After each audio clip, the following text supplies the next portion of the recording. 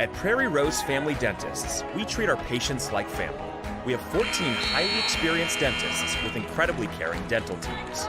We have more locations, more services, and extended hours to make sure your dental needs get fulfilled, your questions get answered, and you have the comfortable and high-quality experience you deserve. Call us or visit our website to schedule an appointment today. Prairie Rose Family Dentists. We are family.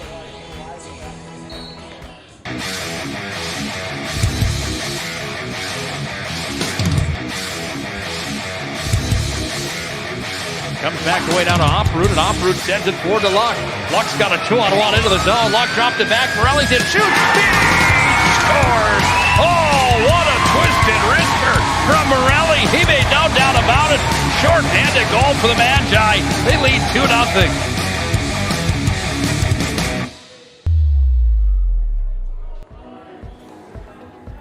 Carson, timeout. Who calls a timeout in this game? Me, I'm icing the kicker. Really? It'll give us more time to talk about First Western Bank and Trust, like our convenient online banking. along with smart trust service options. We're all about hometown service with bankers that know you and the community. Okay, go ahead and kick. I don't believe this. First Western Bank and Trust. You can bank on us. If your eyes could talk, they'd tell you life is better with LASIK. No more reaching for your glasses. No more dry eye from overwearing your contact lenses.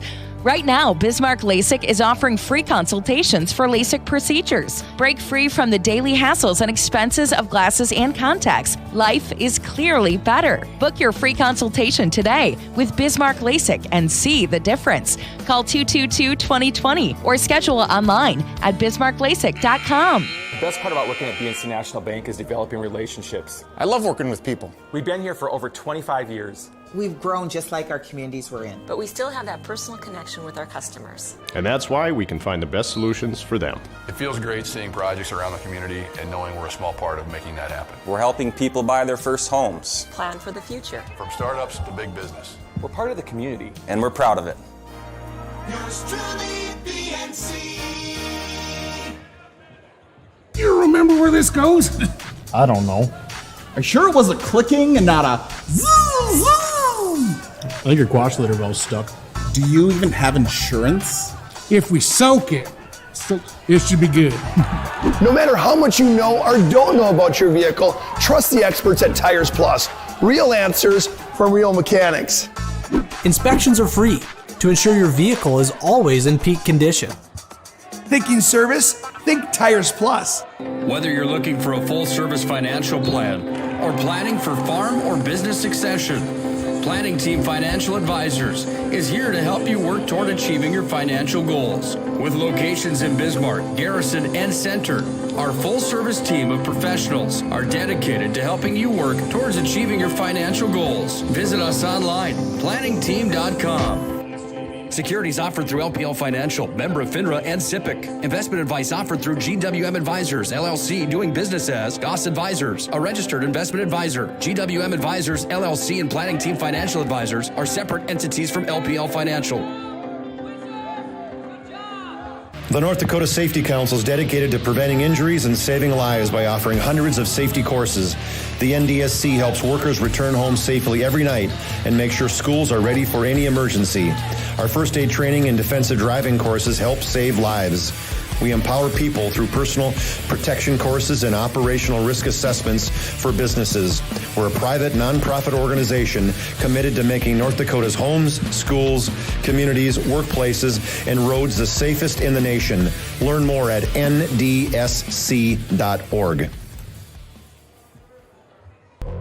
This broadcast presentation on the PSP Network is brought to you by... Good evening and welcome to another PSP Network broadcast. We got a first for the Bismarck PSP group. We got high school wrestling, and what better way to kick it off than a Bismarck High and Century High duel. Today we're in the Leonard Olson Gymnasium on the campus of Century High School, and it's a number one ranked Bismarck Demons and the number 3 ranked Century Patriots. I'm Chuck Clairmont, and who better to bring in than North Dakota wrestling legend John Gums to be my color guy. John, welcome to PSP Network. I'm excited. This opportunity has been, we've been waiting for this to happen for a long time. Be able to get wrestling, it's publicity it needs.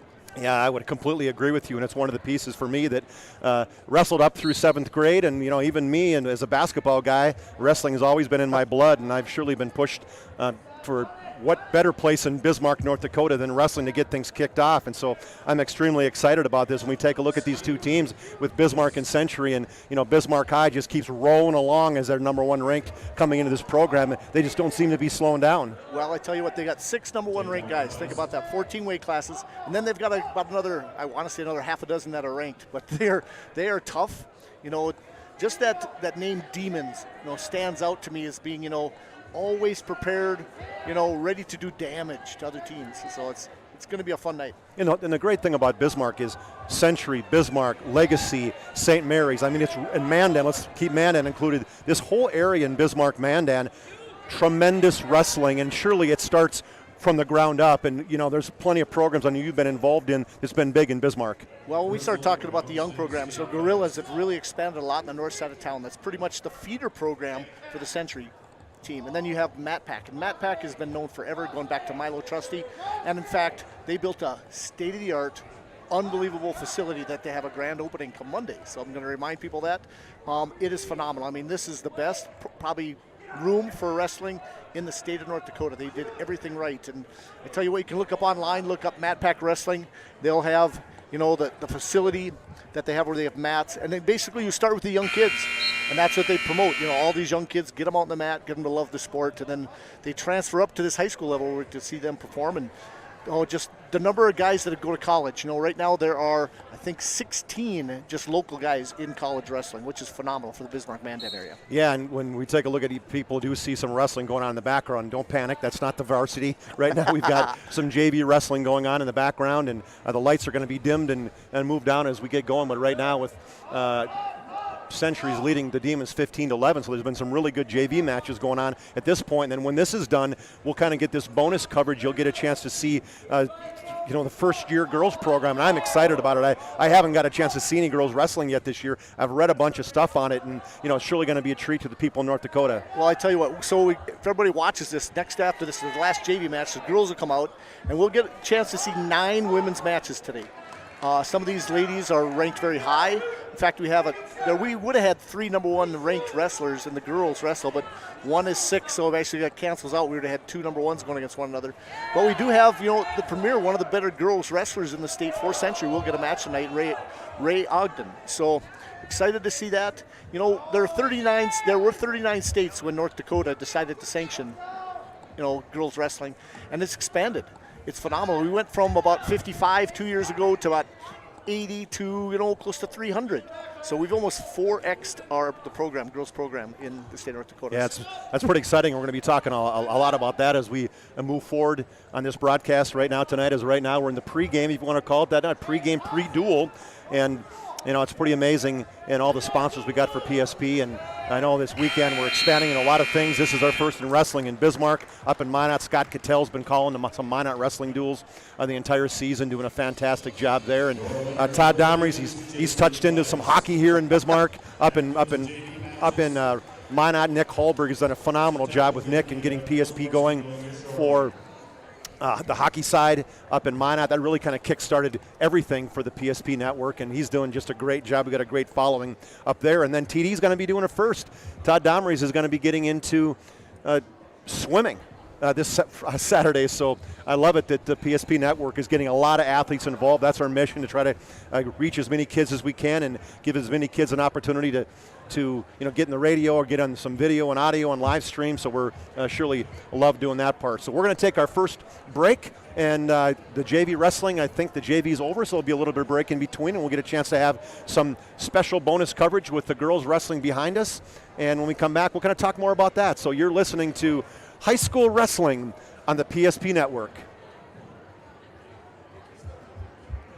best part about working at BNC National Bank is developing relationships. I love working with people. We've been here for over 25 years.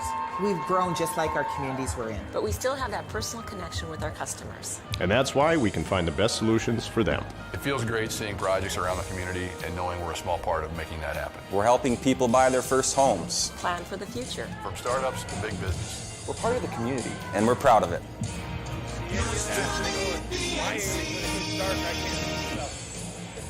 You remember where this goes? I don't know. Are you sure it was a clicking and not a zoom, zoom? I think your quash litter valve's stuck.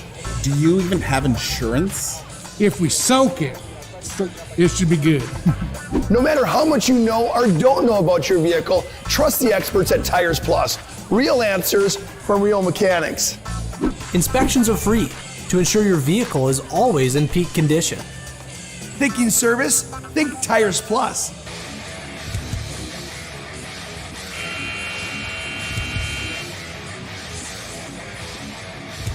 Where attacks, there's a takeaway by Eagle Staff. Eagle Staff on the open floor rises up. Oh, the one-handed rip by Trayson Eagle Staff. Doppler gave a little bit of a look on that one, and then he went in and just whammed it with the right hand. Oh, Eagle Staff with the rip.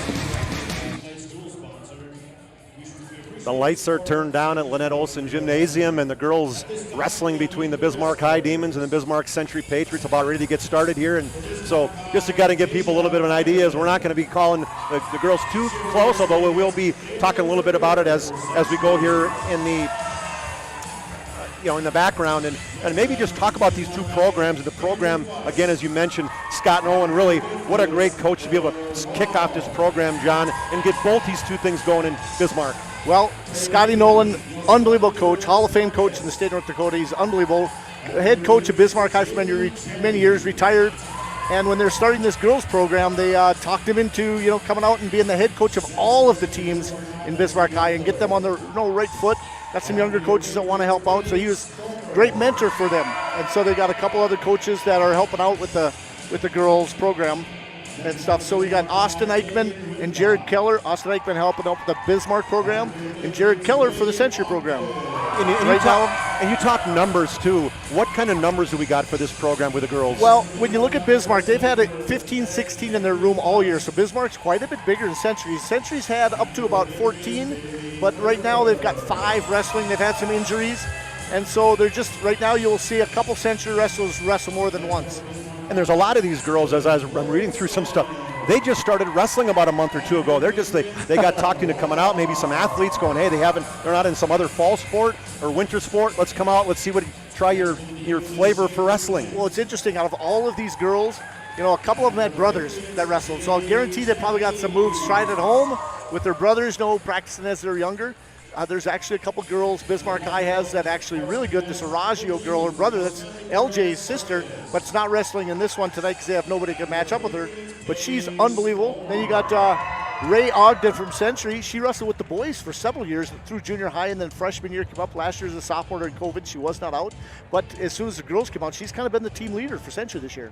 That's pretty special. 26-5. That's 31 matches. That's amazing. That is a lot of matches. That's one of those pieces I got to imagine that as girls getting started, maybe didn't know what the expectations were going to be as they got going, how many matches there were going to be, who they're going to be able to match up. Is it just local? But they even had a rotary wrestling, a big portion of it was girls wrestling. Well, I tell you what, South Dakota brought up a ton of girls. Oops, sorry. Let's national anthem.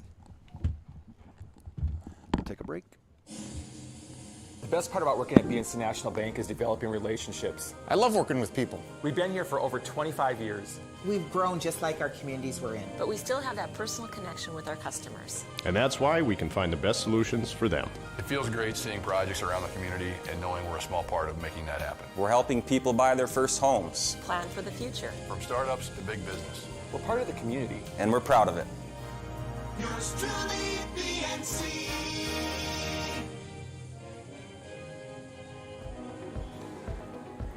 Carson, timeout. Who calls a timeout in this game? Me, I'm icing the kicker. Really? It'll give us more time to talk about First Western Bank and Trust. Like our convenient online banking. Along with smart trust service options. We're all about hometown service with bankers that know you and the community. Okay, go ahead and kick. I don't believe this. First Western Bank and Trust. You can bank on us.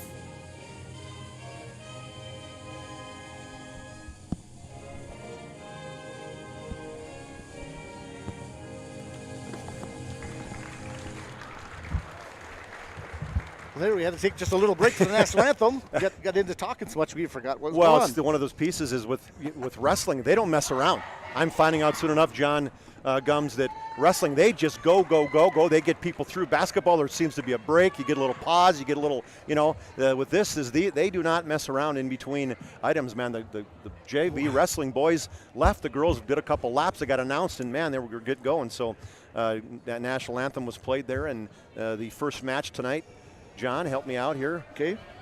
Got Deja Ireland coming out for Bismarck High and Bailey Furter coming out for Century.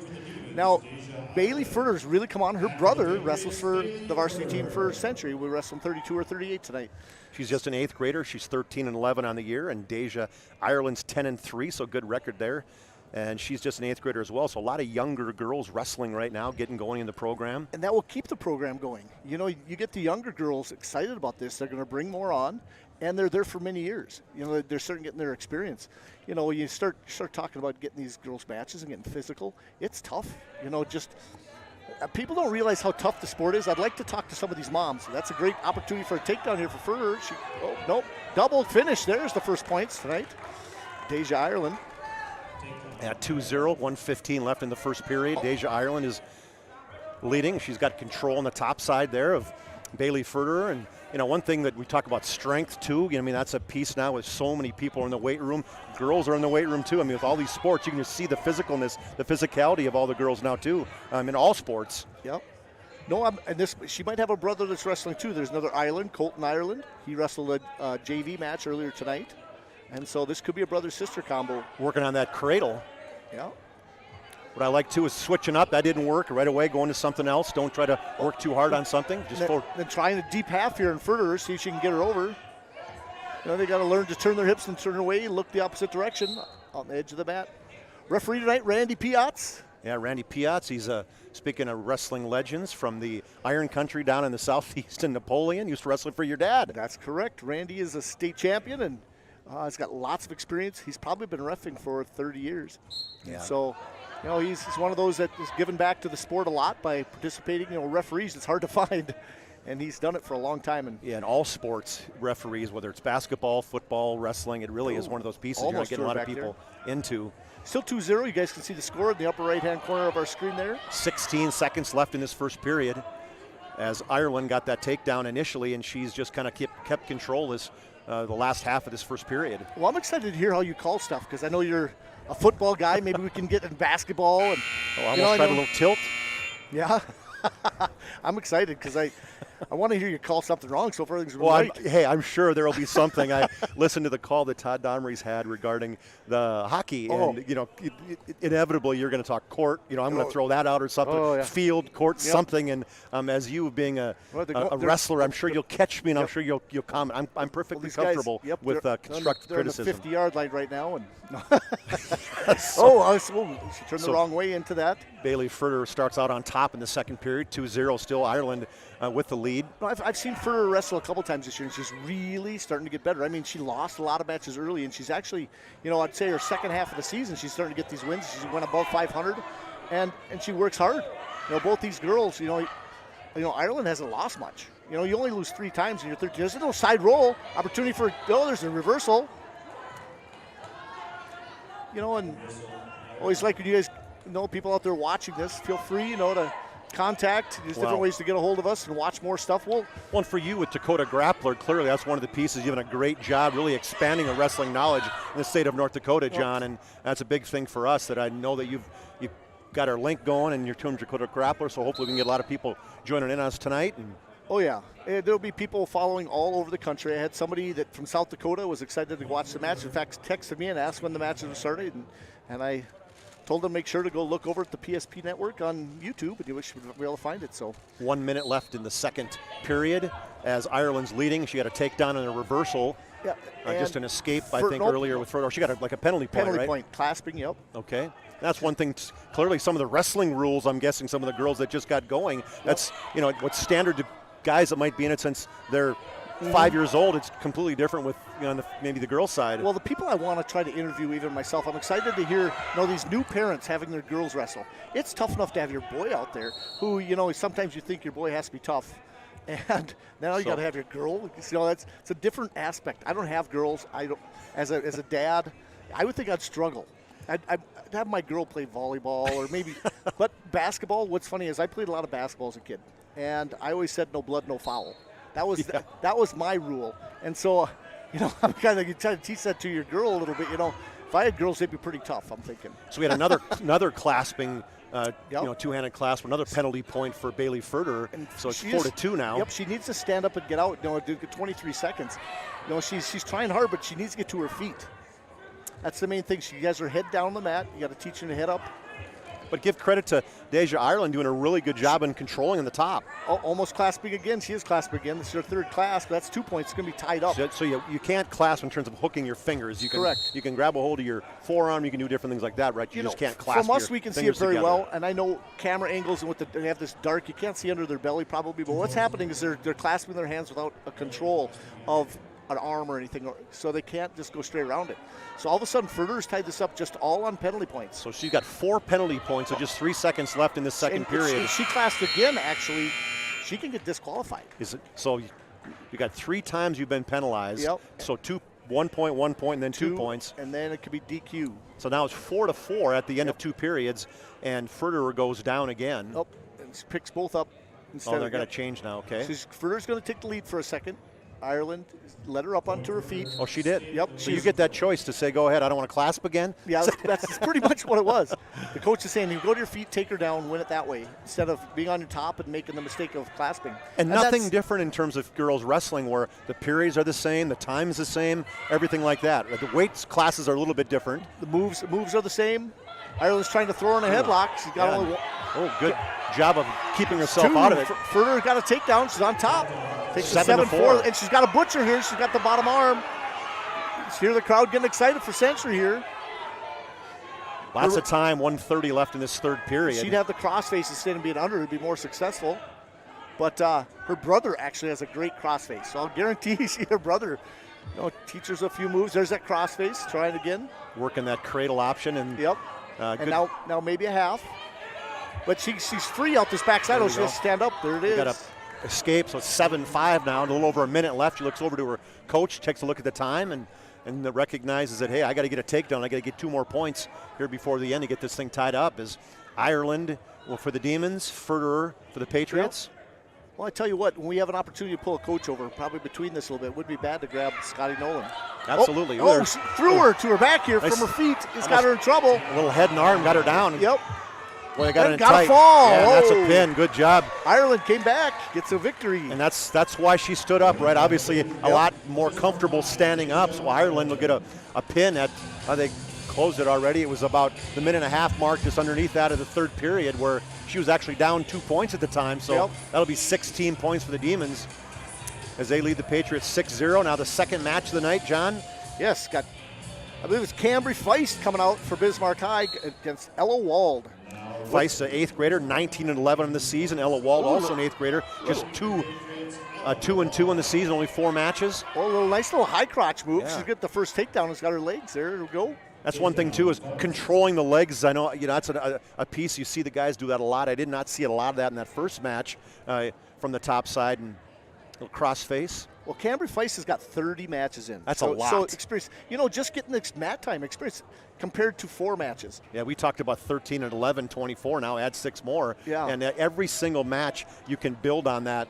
And you see the experience. You see how much better they get controlling things. They don't make those mistakes of clasping hands and doing other things. But nice little stand-up appeal. Take her back to the mat. Rips her right down. Good strength right there by Cambry Feist. And these guys are 110 pounders, 110 to 115 area. They kind of just match, don't they? Do have weights. They have to weigh in. And so whatever they weighed in at, but they did a matchup. They knew the matchups before. These guys do practice together. So in the room, they wrestle each other too. Driving on that half. Ooh, I think she's got it. Looking tight. Tough. He's got to look the other direction. start noticing some very flexibility too. Yeah, no, She's got absolutely. And she's got her leg back the other direction, so she knows. Has a base out there, getting hard to flip her over. Oh, got to flip that hip. That's good strength right there by Feist. Ella Wald in trouble a little bit. Trying to bridge. Well, I grew up in a small town, Napoleon. Feist and Wald are two Napoleon names. They are. Probably Ooh. some relatives. And Cambry Feist, with that good control, shows the good strengths. Get both shoulder blades on the mat, and there's a pin there for Cambry Feist in the first period. So the Demons take a 12-0 lead. Her 20th win and probably 20th smile on her face right there. I love the smiles. Yep. So the next matchup is... Now, I'm going to butcher this. You want to try it? Well, I think it's... Well, I'll see if they announce it. I think it... Jasmine Perez Vargas. Very good. Jaylee Jetty. So lots of J's. These are 170-pound girls coming out here. Okay. And eighth grader for Vargas, or Perez Vargas, and Jaylee Jetty is a 7th grader. Lots of matches for these two. Vargas comes in at 13 and 15 in the season. Jaylee Jetty 11-11. I did see that these two have wrestled each other before, and they've split. They've got a match apiece. Jetty pinned Perez Vargas, and then the other time Vargas won 6-2. So they've created a rivalry already. Hey, well, we got a chance, fans. I mean, tonight's match, there we go, brought to you in part by the Medicine Shop of Bismarck. They're proud to support local athletes. The Medicine Shop offers free delivery, and you can get your flu shot at the Medicine Shop. And as we wait, thanks a lot to Tires Plus. They're also one of our sponsors. When shopping for tires, shop Tires Plus. All brands under one roof with the guaranteed lowest prices, and there's a service after the sale with the Tires Plus plan. You can't go wrong with Tires Plus. Visit them online at tiresplus.com. Here they come. So Perez Vargas comes out. Jaylee Jetty, little handshake as usual, get things going. Of course, if you're new to this, don't know the colors, the Demons are the maroon, and they've been maroon their whole life. And Century's been everything from baby blue. I don't know if you go back to the baby blues. Yeah, the red, white, and blue is what they got. That's why they came out as the Patriots. Yep. And you don't get to see the baby blues very often, but now they have that darker blue and red. Nice little snap down. Tried to pull her down, but good strength by Perez Vargas. Very nice snap. Now she can spin behind. Is she going to spin behind, or is she going to do a gator roll? Let's see. Nice. Got to get her head out of there. That's one of the pieces you wear them down. And you start noticing that's a nice little snap. Now she's got to get her legs back. Spin around her. There we go. Spin. There, nice takedown. And almost turned it into a pinning combination. Yep, going straight to the half here, power half. 119 left in this. She's lifted that near. Got her to her back. She's on her hips. She's got to keep pressing. Now out of bounds. Now what's interesting, the rules in North Dakota changed a little bit. It used to be you're still in bounce with 2 possessions or 2 feet or two touching points basically each, but as soon as it went beyond that, now it's a little different. You can actually get a pin outside those lines. As long as the offensive wrestler still has his knees in, not toes, it's knees. College is a little different. Their mats are bigger, so they can go out to their toes. And you'll see them wrestle on the edge of the mat a little more. So it's 2-0 as you had Jaylee Jetty with the takedown on Vargas. She's got top control now. Yep, Jetty, nice takedown.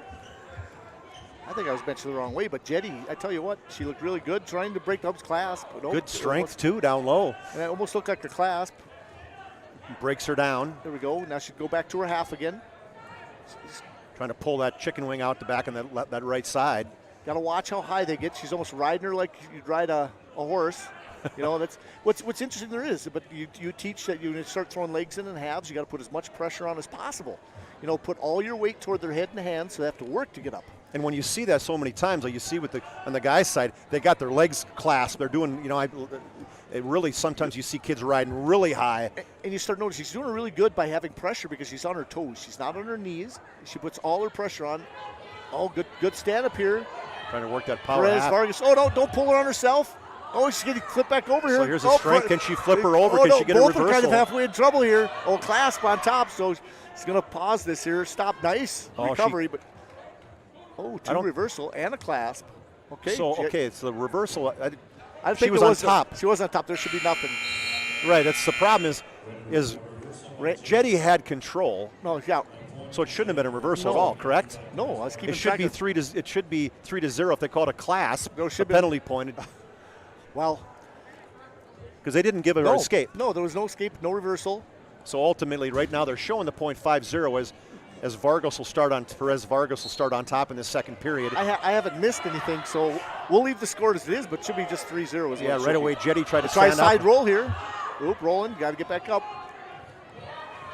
Perez Vargas trying her half. Now she's doing a good job. Look at her on her toes. She's on top again, trying to keep the pressure. Cranking that half. Guarantee these two have wrestled in the room a ton also because what's interesting that they decided in Bismarck to have all the practices together.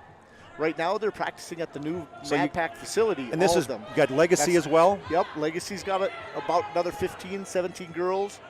St. Mary's doesn't, I don't know if they've got a couple girls maybe or not. I have to check, but all the Bismarck schools are practicing together. So she's trying to work to try to get some back points or something. She's down 5-0 on the scoreboard. Right. We got a 3-0, but ultimately we'll see what.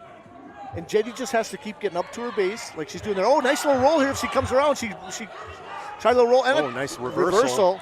So 2-point reversal by Jetty, and right away she gets up and mounts on Perez Vargas. So it's 7-0 with 57 seconds left in the second period. Pressure on, yes.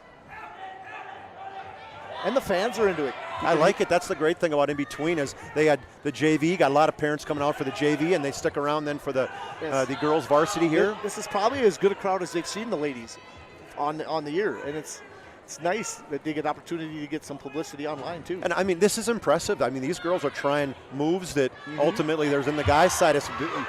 She's going to try this chicken wing and run it. Nope. Right now, Perez Vargas has got to get back up to her knees, work her base. Usually, what I start telling when you teach these girls, you get one knee out at a time. Just slide it out like that. She's got her knee a possibility, and then you have to slide up. See how she turns. Trying to flip over the other side. Did a great job. Nelson. She saw their hips return. Keep a hold of that arm inside that. Kind of riding up a little too high. Got to get that arm back. Got to get, we say chest to chest. Chest to chest. Pressure on and on her toes. She's doing a good job not staying narrow. She's got 3 back points right now. So right at the end of this second period, 3 back points for Jaylee Jetty. She brings her total up to 10-0 right now with starting the third period. Coach. That is Jared Keller on the side. Okay, so Jared Keller, and the other side, it's Austin Eichmann for Bismarck High. Scott Nolan, he's someplace in the middle. He has not been here. He had something he was doing, and he'd come late. I'm not so sure. You might be sitting. I can't. It's so dark. He's sitting on the Century side, isn't he? Okay, that's sacrilegious almost. He's sitting with the Century guys. For Nolan, he's a Hall of Famer for Bismarck High, undefeated wrestler. I think 67-0 for the Demons. Yeah, he's wrestled up at UND as well. Very good. How about that, huh? Do my homework. You pulled that out. That's pretty good. 10-0 the score right now for Jetty, as Jetty for Century, as Perez Vargas for Bismarck High, wrestling at the 170-pound weight class. Double over is going to try to snap her down again. Snap her down again, yep. She had got Jetty's got this. Oh, no, she's got to watch herself. Oh, she got him to her back. She got her in that half. Well, she almost got herself in trouble. She snapped her right onto her and didn't get her legs back, but then the hips flipped and she got back up on top. No count yet, no back point. Oh, now she flipped her over. I think he's already got the 5 count. Is he? Okay, yep. I haven't seen him. He doesn't do the big arm wave. He just does this little finger flick. Okay, so 1 minute left in this third period, so all kinds of time for Jetty to see if she can't get some additional weight on top of that shoulder. Perez is going to get another match here tonight. She's going to wrestle Paige Spooner at the end, so man, she's going to be gassed at that point because this has been a battle. Yep. An absolute battle, and that's one thing too is there's a pin. 39 seconds of a pin. 5 minutes and 22 seconds. 5:22 at the pin. So yeah, just 39 seconds left in that third period. So that'll give Century 16 points, 12-6. As we'll take a quick 30-second timeout. You're listening to High School Wrestling on the PSP Network. The best part about working at BNC National Bank is developing relationships. I love working with people. We've been here for over 25 years. We've grown just like our communities we're in. But we still have that personal connection with our customers. And that's why we can find the best solutions for them. It feels great seeing projects around the community and knowing we're a small part of making that happen. We're helping people buy their first homes. Plan for the future. From startups to big business. We're part of the community. And we're proud of it.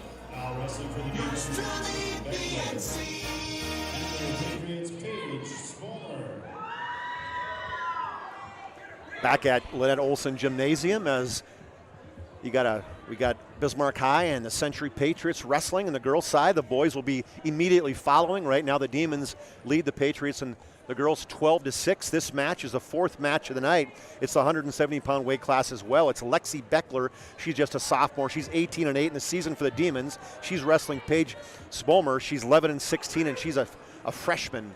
Well, I checked this out too, and Beckler has got 2 wins over Spoomer. So Bismarck, she's dominated the 2 matches he's had with her. So usually my advice is to the wrestlers, you've got nothing to lose. So she's trying that snap down too, as they put your head down. That's what the wrestlers are taught, right? Yep, pulling her down. Usually the situation, what I would teach them, you shoot them through. If they're going to pull you down, you might as well take your shot. Just give it an opportunity to shoot. You take your double. A lot of pressure down. Vargas had a couple opportunities last time. Tired them out. Good job getting back out of there. Now you might as well do it back.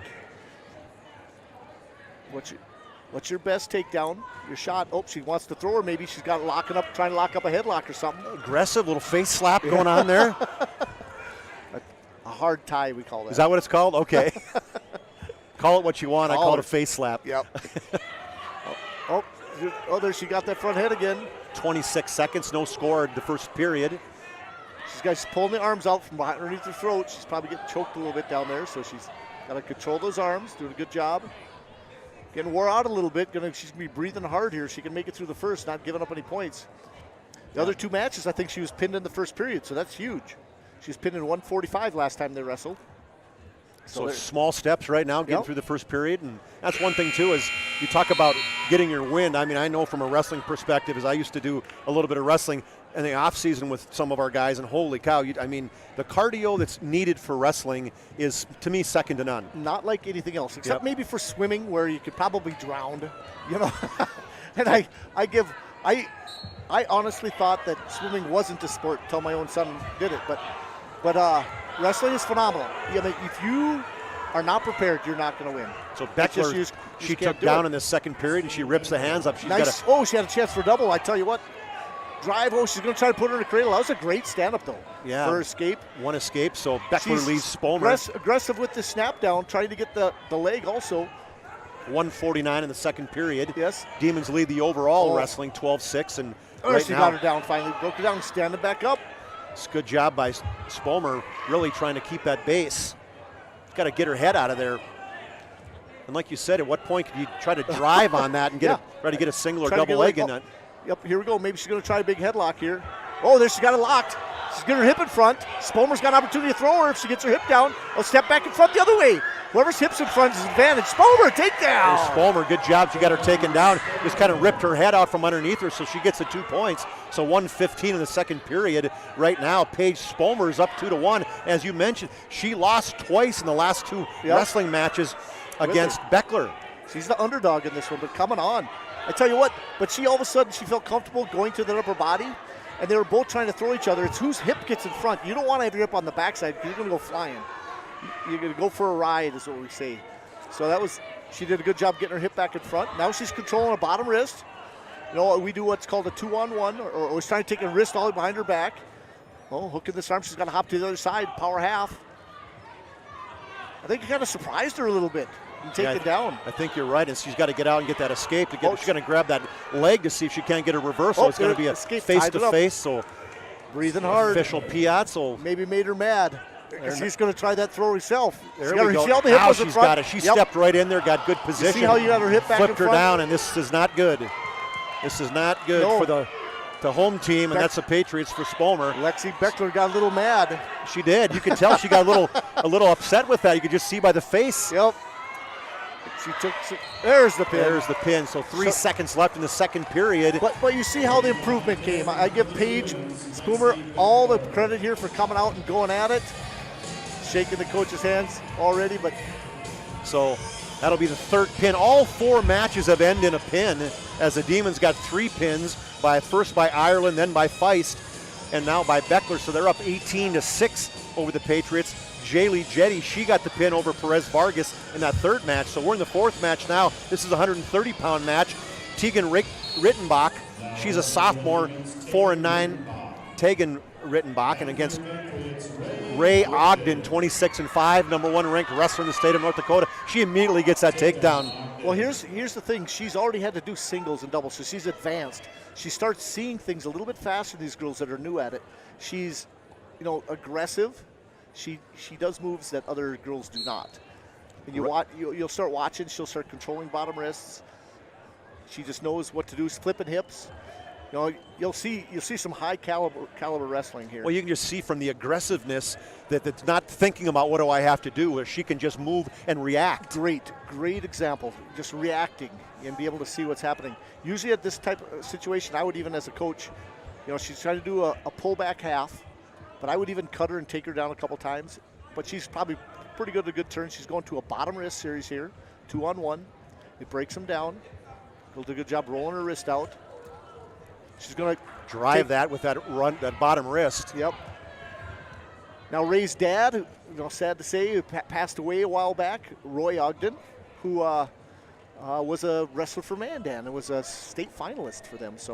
So she has some wrestling pedigree. Absolutely, and so Ray Ogden, she lets her go just like you're talking about, as it's 2-1 now, 49 seconds left just took her in down this again. first period. Yep. So now she rips her back down, 2 points for a takedown.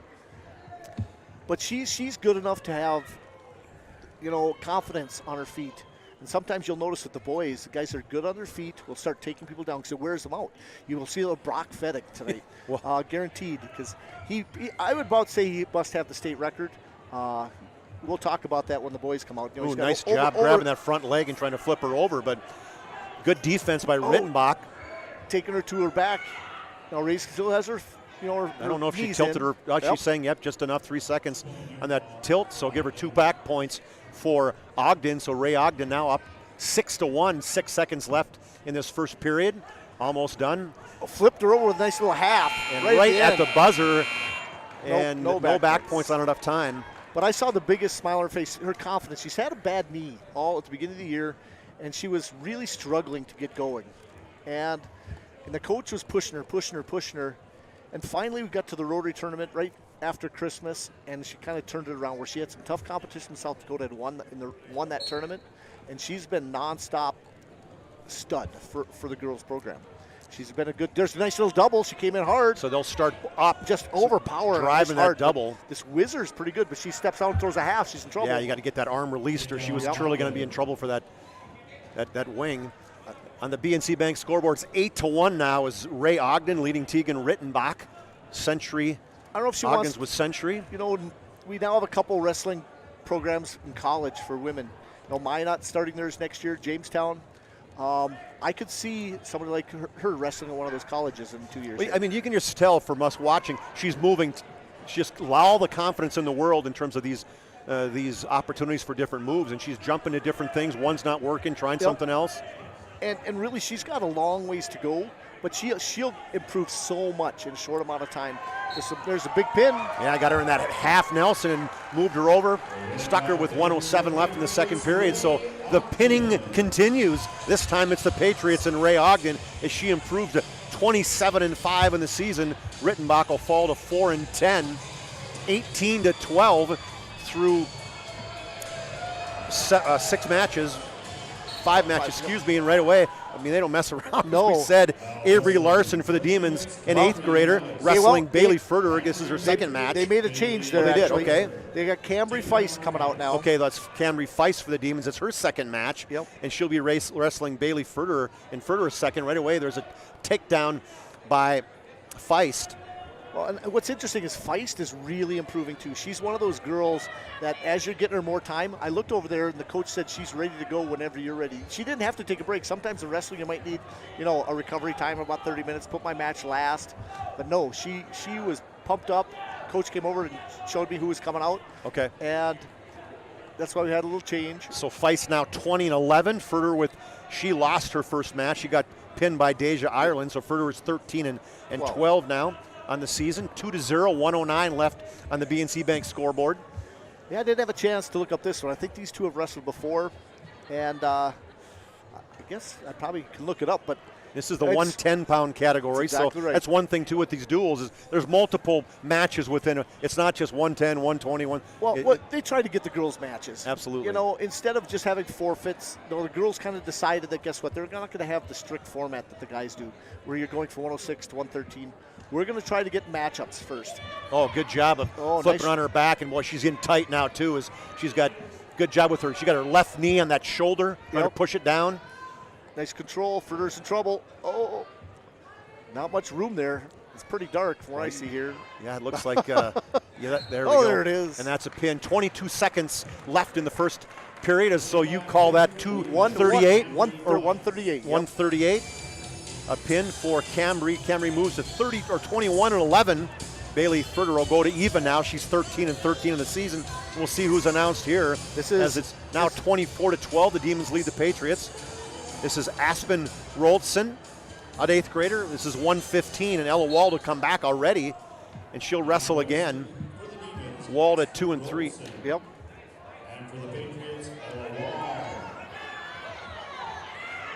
Riding high, almost got that double leg, and she drives it. She can get it, get control. There we go. Good. She's got 2-point takedown now for Roldson. Just underway here in this match, first period. Driving a tough half here, in trouble. Walk that around. Good. Oh, look at flexibility. Get her shoulder back. Good job. Keeping her flat on the ground. Oh, deep chicken wing here. Going to try to run this chicken wing. Get the wrist on that opposite side. Oh, she did. There it is. Flipped her on her back, points again. I tell you what, if you could teach a chicken wing to the girls and the young basically wrestlers, yeah, that's between 3rd and 6th grade, in that range, a chicken wing is deadly because it's hard to prevent. You know, it's one of those things that arms aren't developed yet, shoulders aren't developed, you can slide it in. So Roldson with the 3 back points, 5-0 she leads, 1 minute left here in this first period. Roldson for the Demons, an 8th grader, wrestling against Wald for the Patriots. Oh, nice half. Oh, pulls her in the half, and then right away gets on top of her. She can. I don't think it's in that tight right now, though, John. Right. But maybe it's tight enough. Well, she doesn't. Oh, there it is. I guess it is tight enough. It was. The pin calls it his first period, so 46 seconds left of that, the first period. So 114 on the pin. 114 of the first period on the pin for Roldson. She'll go to 3-4 on the season. Boy, she looked way better than being under 500. We'll take a quick break on the PSP Network in between if we got a second. We'll take a quick commercial break and we'll be right back.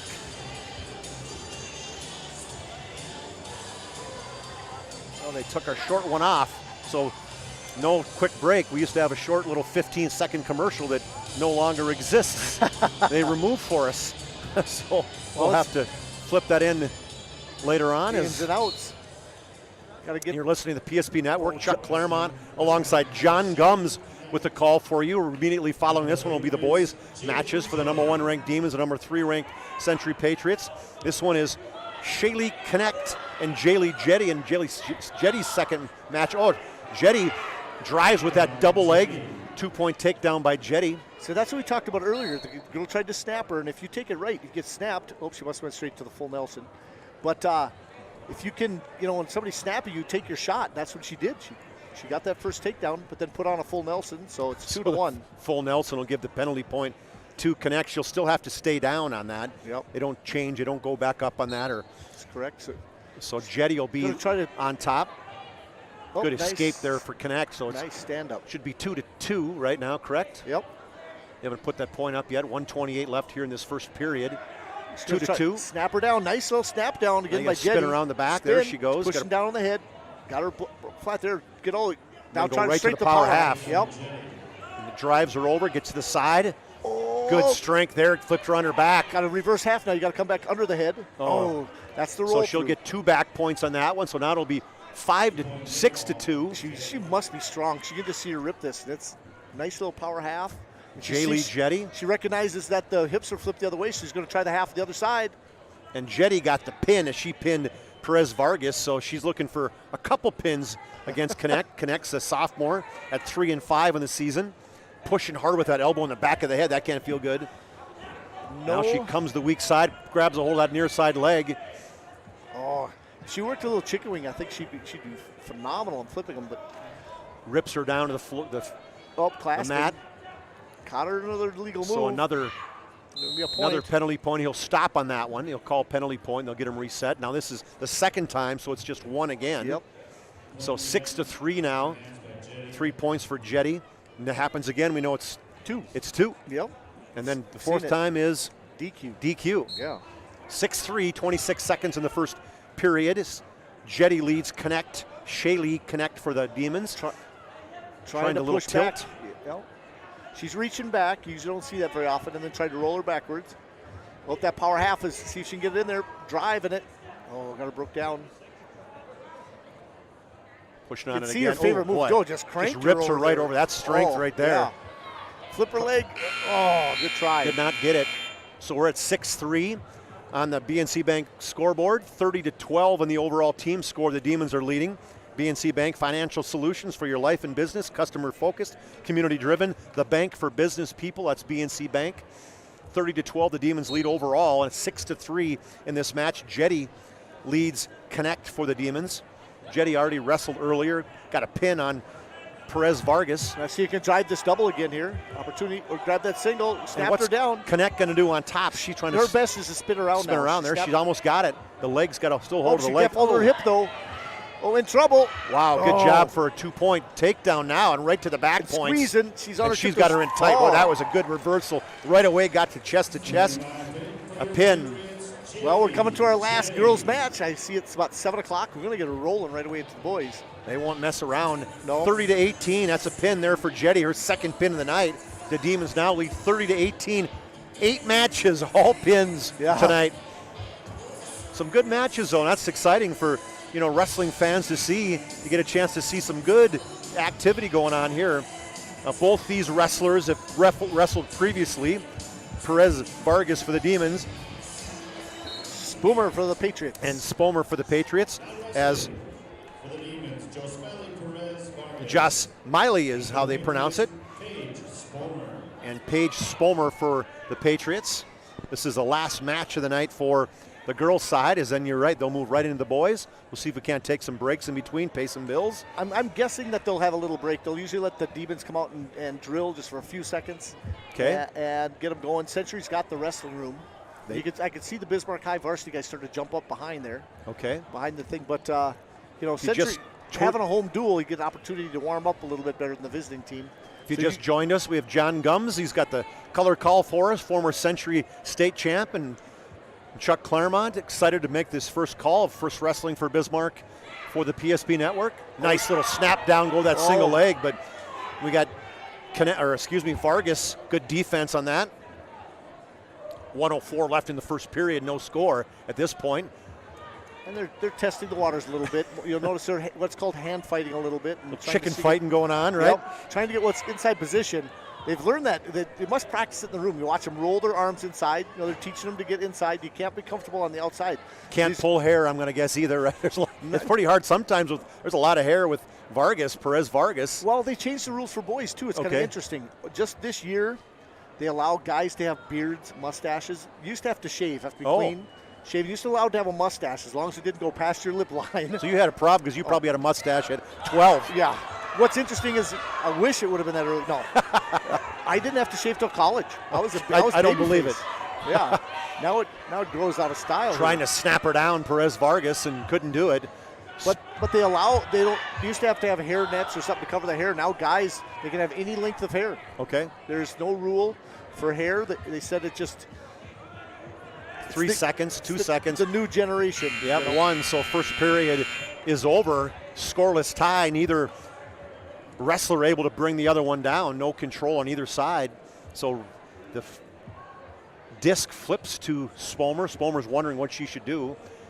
Looks over to her coach and said, I guess I'll take down. Yep. She didn't seem real confident in that, did she? Well, she pointed down hard like she's mad that the coach picked it that way. But like, I'm going down. Okay. See if you got to get up. Get that leg up. Good quick, trying to do a sit out. Stand-up, Yeah, good stand up, trying to rip her arms out now and get that takedown. Not quite there yet. Get that. There we go. Job. Good face up by Spomer. 1-0. She's got the lead now. 1:48 left in the second period as Spomer leads Perez Vargas of the Demons. Got a little more physical now with these two. Yeah. Well, I tell you what, I would teach more duck unders, arm passes. And these guys are all new and young coaches. But with some of these girls, you have to make it so you get angles. Right now, they're just head to head to head. And snap downs are good, but you got to start producing angles, and that's by moving elbows. You know how they're just fighting inside? Yep. There's ways to go outside, too. As soon as the person gets inside, is pushing that elbow past. Leverage and angles. 1:15 in the second period as Spomer's got just the lone point in the match today on that escape. Oh, trying to shot in the leg there. Trying to get down. She got to go down that run leg to get that fireman's carry. Oh, now she can She goes up to upper body, in trouble here if you're going to throw, hip in front. They both got this possibility, but you can't go to the backside unless you have to step back in. Oh, now lock up that headlock. No. I think that happened with Perez Vargas against Jaylee Jetty earlier. She tried to do that, and Jetty just showed her the strength and got her on her back and got the pin. Oh, trying to snap her down again. You got to drive through it if you're on top there. Drive for your double. Go, go, go. Oh, there it is. Oh, but it's having that confidence to go in there. They're trying to go down and pick up Perez Vargas. She can't do it. Got to get that head to the side, get it out of the middle of the body. Right there's an opportunity. I just think that's exactly right. Her second match of the night just does not have the stamina right now, just trying to survive, and it seems like Perez Vargas for the Demons has a little bit more stamina. Yep. 12 seconds in the second period. Spomer still leads 1-0. Vargas will be down potentially in that third period. Duck it. See, I duck on her, get behind her. There it is. Oh. Good job, ladies. There is she has got cotton mouth like you wouldn't believe right now, Paige Spomer for the Patriots. Coach, and I kind of do too. Well, coach decided for her to go up instead of going down. Okay. Because I think what she wants is to snap her down. And last time she went on the bottom, she got in trouble and got half to turn. Well, so maybe at this point she's been watching in terms of the stamina right now with Spomer, that she's tired and she sees that Perez Vargas has a little bit more energy at this point. She still trails 1-0. Last match of the night for the Century and Bismarck High girls duel. The Demons will she shot off victorious. Try to go down with that fireman's carry, but good spinner on, push that head down. Got her on the backside, and Spomer is 2-point takedown. 1:29 left in this third period. Still plenty of time. Vargas is going to have to get an escape. Well, standing up. Spomer wrestled really good last time. Remember, she had got that nice little takedown. Now you got a clasp. So that's going to be 1 point. So we got a lot of those penalty points right now. So Perez Vargas will get her first point of the night. So now she gets an escape on a takedown or a reversal potentially to tie it up. 1:17 in the third period. Spomer leads Perez Vargas, trying to get that base. She's clasping again. Is it? Okay, is he warning her? He's going to blow the whistle in a second. Yeah, he's got it. She didn't release it. So he doesn't tell her. No. She just kind of shows it. You give the opportunity for the bottom wrestler to still continue their move. So they could get a reversal and get the penalty point on something like that. Okay, so now it should have been a point, correct? So it should be 3-2. 3-2 with 1:05 left. Right away, a stand-up, nice up to her knees, and good rip. Now it's a tie-up. Yep. So it should be 3-3. One reverse or one escape there for Perez Vargas. Just under a minute now this third period. Coming right down to the wire, all tied up at 3 on the BNC National Bank scoreboard. And she shoots in on a double. Oh, she's got to keep drive. And the other goes trying to snap her down. Trying to snap her down, but boy, good strength by Spomer, just not letting her. No. Got to try something different at a point, don't you? No, there it is. Single leg. Oh, couldn't get it. There, that's the drive you're talking about. Yep. Down to 20 seconds. There's like nothing left in the tank for Spomer. She's just doing everything she can to stay up. Isn't it when you kind of shoot, right? Isn't this kind of one of those things where Perez Vargas? Oh yeah. Flip her up and go down, shoot. 11 seconds, 10 seconds now. Will you there go it to? Is. Oh, trying to drive her up. Can she drive? Oh, she does. 5 seconds left. Go back to girls. 3, oh, no. 2, 1. Oh, she gets a win. And she gives 2 back points. So what a job for Spomer as Perez Vargas. It wasn't the pin. No, there you go. Perez Vargas was trying to make a move on top, and Spomer somehow found the energy to drive with that double leg. Got her to her back points, got 2 points. So that'll be a final. The Demons will still win 30-21 over the Patriots, but a good job by Spomer coming back after losing to Beckler on a pin. She comes back and beats Perez Vargas. We will take a break in between, and when we come back, we'll set up the Bismarck Century and the Bismarck Demons wrestling. You're listening to High School Wrestling on the PSB Network.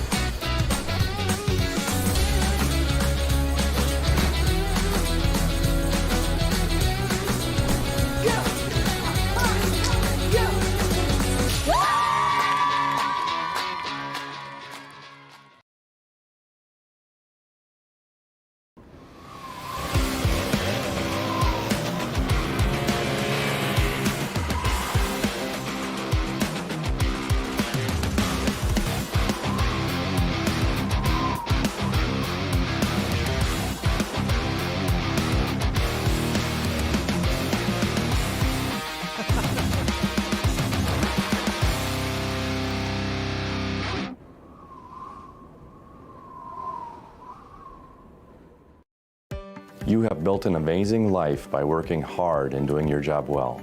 Delivering financial advice is what we do well.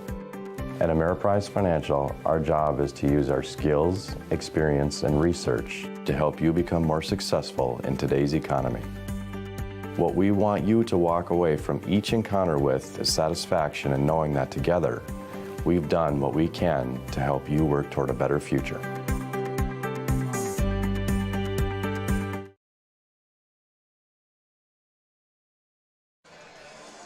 Back at Lynette Olson Gymnasium, Chuck Clairmont and Johny Gums with the call for you as we got 23 minutes before the varsity boys duel. Just finished with the varsity girls duels.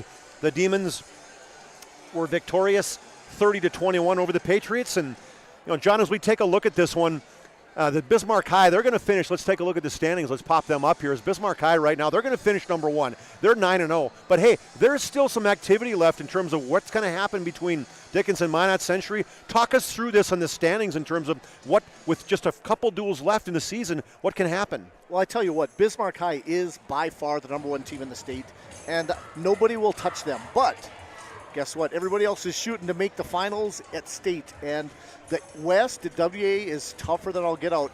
And so actually what you want to be is either the 2 seed or the 4 seed coming out so that you face just, anybody but Bismarck High come the semifinal.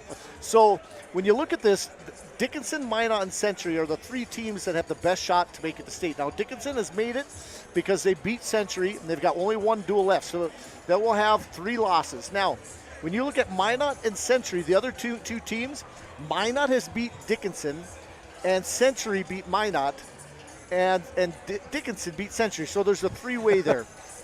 So they have to go to different criteria. Now, I believe since it's all matched up, they go point differential. Yep. Should be the next criteria. And Dickinson beat Century by more points than Century beat Minot. So, and Minot beat It's Dickinson. plus minus, right? Yeah, it's a plus minus. And the way it works out is, I believe if everything else works out and they all end up with the same record at the end of the year, it should be number 2 should be Minot. Okay. Number 3 would come Dickinson, and number 4 would be Century. So Minot has to win out the rest of their, and Minot right now they have Williston and Turtle Mountain left of the season. They're 6-2 right now, right, sitting in 3rd. But if they win out, they could jump up to the number 2 seed. That is correct. And Williston has got a nice team who actually, have some openings, but they're so tough in a certain spots that matchups are so key.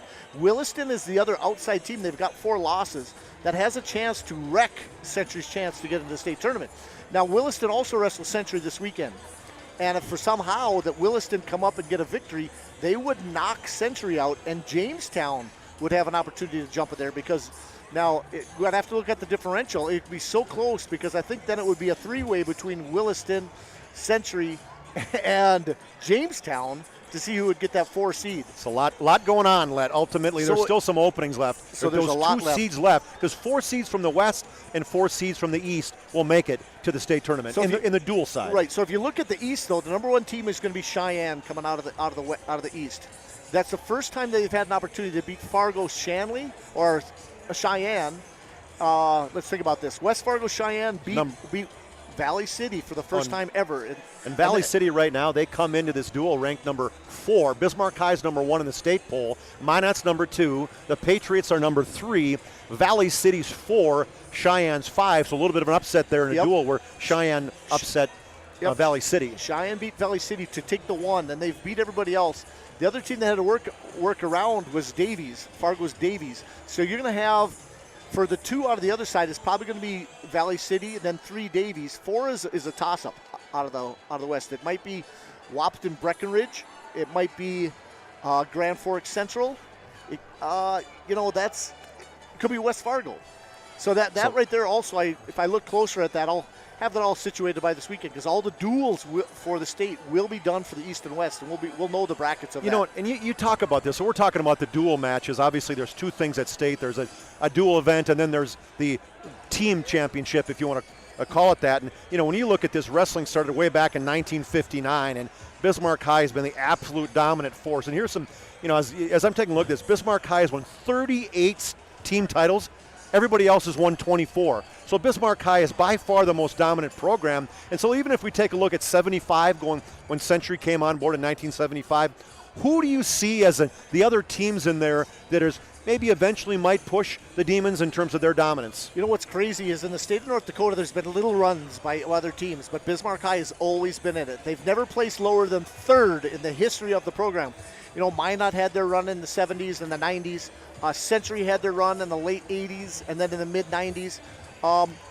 West Fargo had their run in the 2000s, but that is it. There's been nobody else that's had a chance. So there's been Williston did have a state championship in there, won, but that Dickinson had a state championship, but it wasn't runs for them. Success breeds success right now for the Demons. You know, what's interesting is it makes a big difference. They've had a great feeder program. Matt Pack has been the feeder program for the Demons forever, but they've been open. They'll find out that, guess what, there's been Matt Pack wrestlers for New Salem, some for Mandan, some wrestle for Century, Legacy. Yeah, Matt Pack I know is open St. to Mary's. This broad range, Mandan, Linton, whatever else come in. They come in, and Matt Pack serves everybody, but the main feeder program for the Demons. Now, it's tradition there. We know a lot of parents, when they live in Bismarck, they move to the south side of town. So if they're wrestling. If they're wrestling.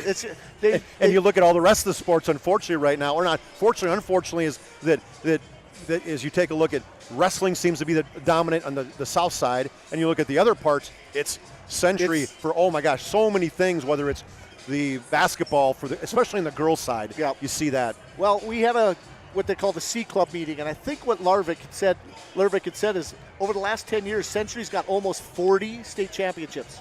It's crazy. Yep. 40 state championships, and the rest of the state, the next closest is 11. And in the last 10 years. 10 years, right. Where teams, that means that Century's winning an average of 4 a year. That's usually girls volleyball, girls basketball, and then you got swimming, girls swimming. You have football that's won there as many times. So you can start seeing how this adds up. Girls golf has been phenomenal for Century.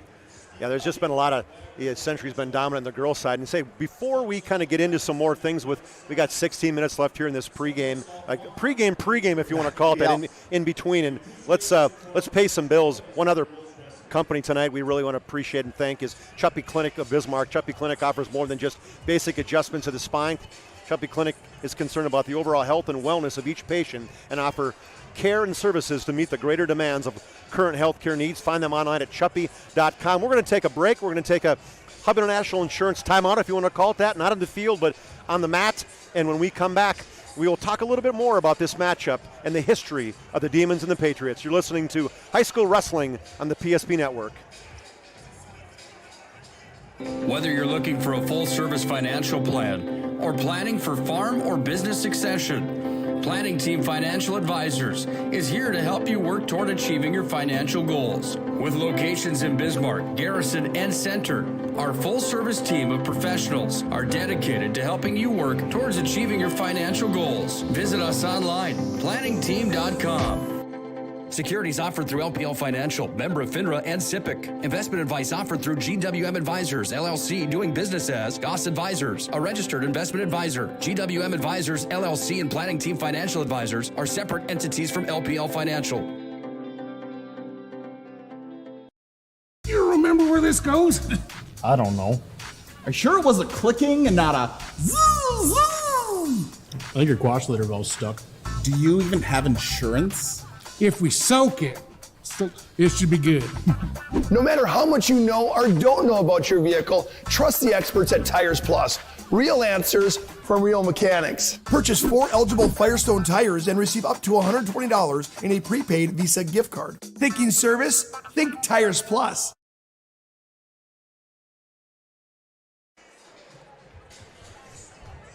Back at Lynette, say that 10 times, Lynette Olson Gymnasium. We got the Demons and the Patriots. And we got a special broadcast for you here in Bismarck, and hopefully it turns into a not so special broadcast in the future, where this is something that, especially having somebody like you, John, and the excitement that you can bring to wrestling, and I know how involved you are with wrestling throughout the state of North Dakota, and I'd love to be able to get, I know Nick Holberg, the owner of PSP Network, we'd love to be able to do a lot more next year, and not just, tickle the wrestling, and hopefully as this, maybe we can get a chance to kind of do something else as we get in the state tournament. Oh, yeah. As a matter of fact, Nick said He was doing a state tournament call for one of the other broadcasts. I'm not going to say their name. And he said he did it with you. Yes, he did. So you remember that? Yeah. I do very well. Okay. He said, ask about it. He said he was, him and somebody else, Nick knew nothing about wrestling, and they were doing wrestling moves. Jordan Hassler. There you go, Jordan Hassler, exactly, in the Hassler. So we won't talk about that, as Nick Holberg probably got himself stuck as this hockey player trying to wrestle. But when we look at these two storied programs, you got to go back to when you were wrestling. Back in the day, even when I was with Bismarck. Bismarck High's 175-match dual winning streak. I mean, leading the nation, got number one ranked team in the nation. People talked about them. They got all kinds of great publicity. 1985. Where were you in 1985? I was on that team. You were on the team. Yes. So the Patriots broke the streak for the Demons. Well, here's what's interesting about that. You know, we look back at this many a times, and, you know, some people were saying, no, Century defeated the streak. No, they didn't defeat the streak. They just stopped the streak. Bismarck's record went for years, and I remember 1984. That's the start of it. I was wrestling for Napoleon in 1984. Williston had a great team and came to Bismarck. Raj Higgins, you know, they had it live on television, the duel of, they had, remember Ghostbusters? Absolutely. The Williston boys had shirts that said Streak Busters and they wore those shirts, and then Bismarck came out with some guys that hadn't wrestled and wrestled unbelievable match in the Bismarck gym. Lights down, beat some kids that never should have, and kept the streak going. The Patriots did. Although the Demons did. That's in 84. And I was at that. In 84 in that gym, and I was at that, and I was just amazed. Yep. And honestly, then I told my dad, who's the coach of Napoleon at the time, that I want to be the team that stops that streak. And so we had actually moved from Napoleon in 1985, and we went to Hastings, Nebraska first. We only spent 10 weeks in Hastings, Nebraska, moved back to Bismarck, spent my first day in school at Bismarck High. I thought I was going to be a Demon and be part of that streak. Principal met me at noon and said, where do you live? And I said, 1010 East Owens. And he goes, that's north of Divide. See ya. And I had to go up to Century. You probably didn't have to, because at the time the transfer rules were surely in part. But so you were part of that team then in 1985 that broke the streak. But crazy when you look at the national streak now, 175 seems like nothing. It's still in the top, I think, 15, or maybe the top 10. Right. But Brandon High in Florida, 459. Yep. That's just that was ridiculous. Going. They went down to the Brandon tournament. Bismarck did a few years after that, went down and won the tournament. And they basically said, guess what, we could have stopped that streak. Right, absolutely. And so Ben Bismarck's had another 145-match winning streak stopped by West Fargo in 2010. So you look at these two programs, and the last thing I want to talk about in terms of history with these two teams is, you know, last year Bismarck High, state champions, dual champions, team champions, and, you know, added to their total 38 team titles now, and 17 of the 22 dual titles since 2000. Bismarck High has won them, but the big thing is they scored a team record 313.5 points. Yes. It's now a state record. But why is it that, John, you always come involved? Everything we get to, you're involved in, because the previous record was held by the Patriots back in 1988, 299 or 90.5. Yeah, and so ultimately, I'm guessing you got a rebuttal to that. Well, here's what's interesting. In 1988, we only had 13 weight classes. Now there's 14. And it allows them for an easy 30 more points to score for a wrestler. And then also last year, everybody qualified for the state tournament, which hadn't happened for a very long time. And doing that, it made when you say everybody qualified, what do you mean by that? So they had a 32-man bracket. Okay. So you took every Class A wrestler, and they got to go to the state tournament last year. So you didn't have to qualify in a regional. Exactly. And they then... So why do they do that? Is that something they're doing now again, or just... Yes, it was just COVID, a weird year last year. Okay. And so having a 32-man bracket, Bismarck had 11 matches that opening round, which allows for 22 more points, just advancement. And they take the pins, 4 points for each one of those. Next thing you know, it's about 60 points they got advantage. So what you're telling me is there should be an asterisk after that. Oh, for sure, for sure. But they had an advantage, and I calculated, of 93 more points just on having the extra guys at state and the extra bracket possible. And let's say they only score half of that. Yep. Because you don't know if the good guy would be that much. But you take away 45 points, they don't have the record anymore either. And so I've looked at it, maybe an asterisk, but it's the same thing when it comes to, you know, any other sport. Records that mean to be broken. And I'm proud to be part of it for a long time. In fact, we were the first team in the 88 Century Wrestling team getting into the Hall of Fame. And that's right, absolutely. And we had Pretty special. several national champions. Everybody talks Terry Troy Steiner, phenomenal. In fact, I had Dan Gable on my show last week, and phenomenal guest. And you guys don't know that. Go over to Dakota Grappler. All these are on YouTube. You can go back and look at the you got interviews. 150 plus interviews that 155. I've had several Division I coaches. Yep. Dan Gable was a bucket list one. Yeah, I heard that. I watched it. You were just giddy. Yeah, let's just say I talking to him. I still am. You still have goosebumps talking about him. That's pretty special. And so tonight with this matchup, Bismarck number 1, Century number 3 in the state, 1 and 2 in the West region. How do you look at this matchup with these two teams? I mean, is this going to be the Thrilla in Manila back in 1984? Is this going to be? I mean, how do you set this one up? Not quite. Century's young. They do not have a single senior on the team. Okay. And they have a lot of juniors. So honestly, next year we come back and do the same duel. It's going to be one of those. We will be. The place will be electric because next year it sets up for Century a little better. Bismarck High has 6 number 1s that our Century does not come close to. We just don't have the right matchups.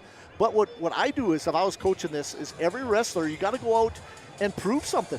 It doesn't matter who these guys are. I don't care if they're 1. I want you to, make little steps.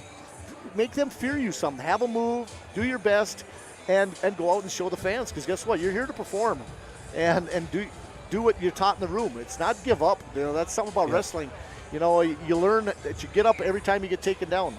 Yeah, you talk about the coaches poll. The third poll came out on the 9th of January, so there's been a little jostling since then. Next one comes out this weekend. So that'll be, things might potentially change. You mentioned those 6 number 1 Demon wrestlers. Ben DeForest at 113, LJ Araggio at 145, Caden Renner at 170, Brock Fedek at 182, Ben Nagel at 195, then Isaiah Hoos at 220. And the Patriots got one wrestler of their own, a pretty dang good wrestler in his own right, Caden Dakota. He is the 132 for the Patriots. He's their number 1 rank. So when you look at it on paper from that standpoint, pretty hard to beat those number 1s like that stacked up for the Demons. Well, the end of any lineup, they just, steel sharpens steel or whatever you want to say. Yep. They're just pound you at the end. When you get to 160, young Tyrus Jangula, he's ranked 5th at 160. He's just a freshman. He is going to be a complete stud, but he has to wrestle these guys every day. In fact, he's practicing with LJ out right in front of us. You can see him doing takedowns. But you get to everybody. Probably the best wrestler in the state, Brock Fedek, wrestling 170. Ben Nagel, who has been a 3 or 4-time state placer. This is the first time on varsity as a senior. And he's been a state placer. I think last year was the first time those two wrestled in the state championship. It's never happened at the same school because you get 3 wrestlers to be able to wrestle. You don't get team points for them, but they get an opportunity to wrestle. And Ben Nagel, pretty amazing, all the way to 2nd. And of course, he's with one of the best wrestlers in the state of Fedek. Yeah. And Fedek hasn't signed anywhere yet. I'm hoping he does. He's looking to go big somewhere. NDSU did offer him, but they didn't think it was enough. So he's still waiting. Would you consider in terms of wrestling NDSU being big in terms of, is that a level that Fedek is looking at, or is he looking higher than that? Even higher. Okay. NDSU has got their top 25 team right now in the nation. They've got a lot of good wrestlers. When you say the nation, are we talking about there's just one group of wrestlers, it's everybody together? In Division 1. In Division 1, okay. In Division 1 only. And they're kind of stacked, but they have juniors and seniors at the weight that he could wrestle in college. They actually, think that he could probably be a 65-pounder in college or, 74. But what's interesting is he's got a long ways to go, and he could develop. I see so much improvement. He went out this year and he decided, guess what? I know that I can beat people, but I want to beat them bad. I'm going to beat them by takedowns first, wear them out, and then I'm going to pin them. He probably has 35 pins on the season, 40. But he has, right now, probably the state record in takedowns. We don't know what it is. We're trying to search it up.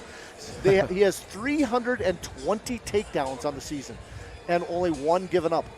That's pretty amazing. 1 loss on the season, the Rumble the Red. So we'll talk a lot more about those. Yep. Let's take another break before we got 5 minutes left before we get this thing started. And I know how quick things go. The fans, one thing, we don't have a halftime sponsor, but one thing we do as a post-game show, we'll have that. The Planning Team Financial Advisors planning team, they're our post-game show, and we'll have that. Hopefully we'll get a coach and a wrestler to come talk to us. Planning Team Financial Advisors helping clients work toward client financial freedom. And then we'll have a wrestler of the game. Sport Clips is going to give us our wrestler of the game. We call it the MVP of the matchup, the MVP wrestler. They're located at South 3rd Street, and they're the home of the MVP haircut experience. Sport Clips bring you this matches MVP. And then at the end, we're going to come up with a move of the game. Obviously, move fits perfectly within wrestling. So, John, you got to be looking out for that. When you see something crazy or some exciting move, let's write it down. Let's make a note of it. And that's our Jobbers Move of the Game. That's sponsored by Jobbers Move of the Game. Jobbers Moving and Storage. They can help you move across town or across country. Locations in Bismarck, Minot, Fargo, and Aberdeen. Find them online at jobberswarehouse.com. We'll take one break and we'll come back. We'll talk about the individual wrestlers from each program. You're listening to High School Wrestling on the PSP Network.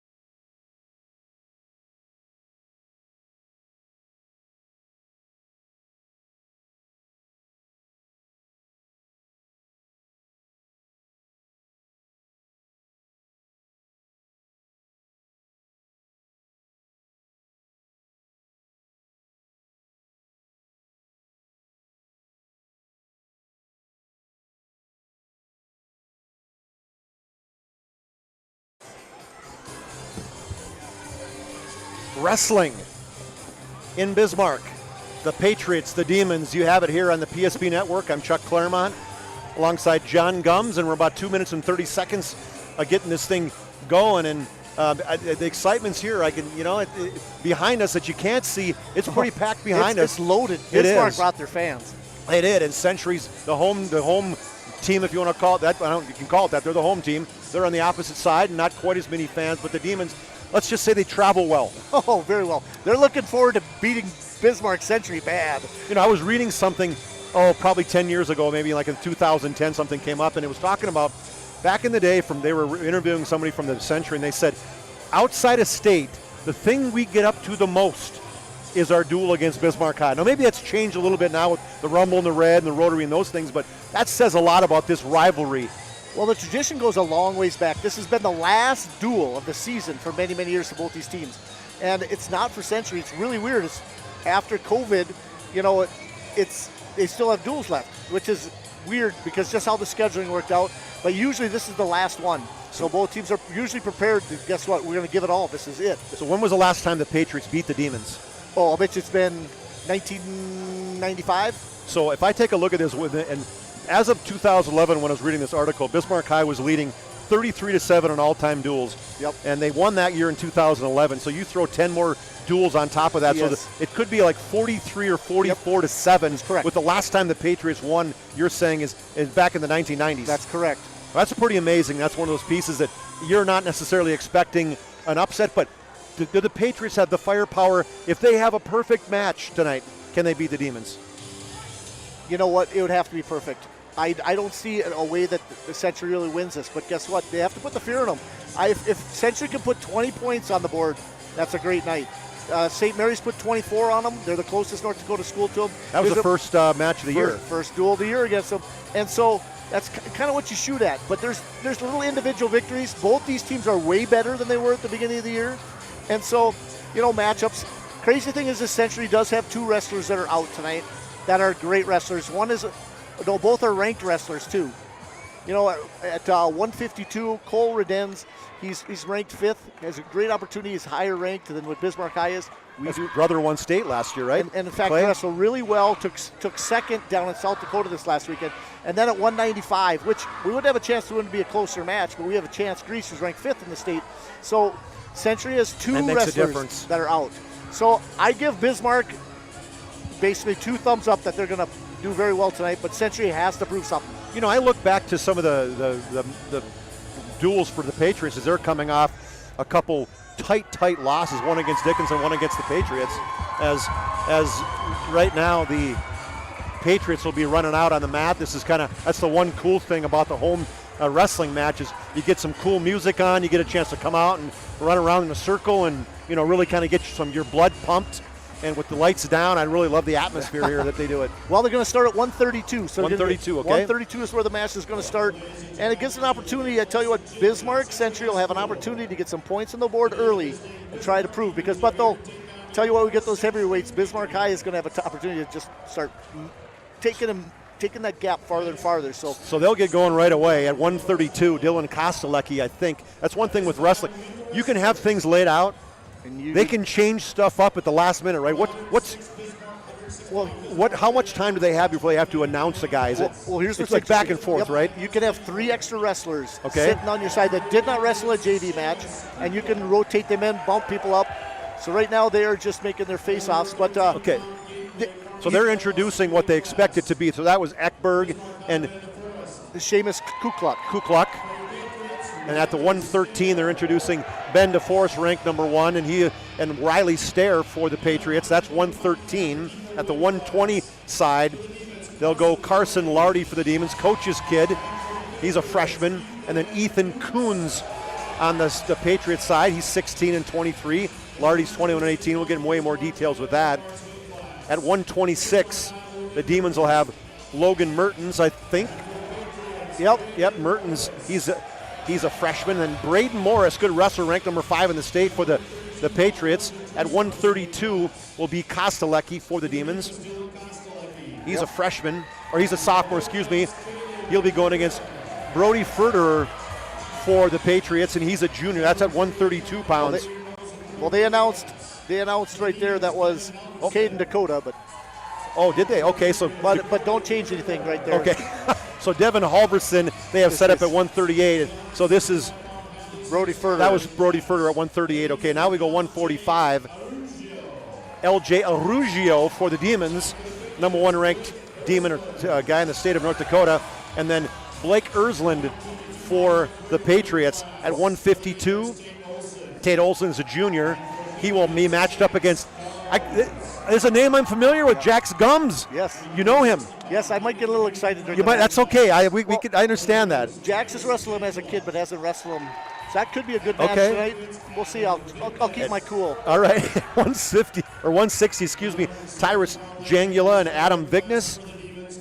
And then 170, Caden Renner. Will be a lot of talk about Caden Renner. He's a number 1 ranked team or wrestler in the state of North Dakota. And Ole Taylor. Hey, this is an interesting one. Taylor, just a freshman, but he's number 3. He's a dude.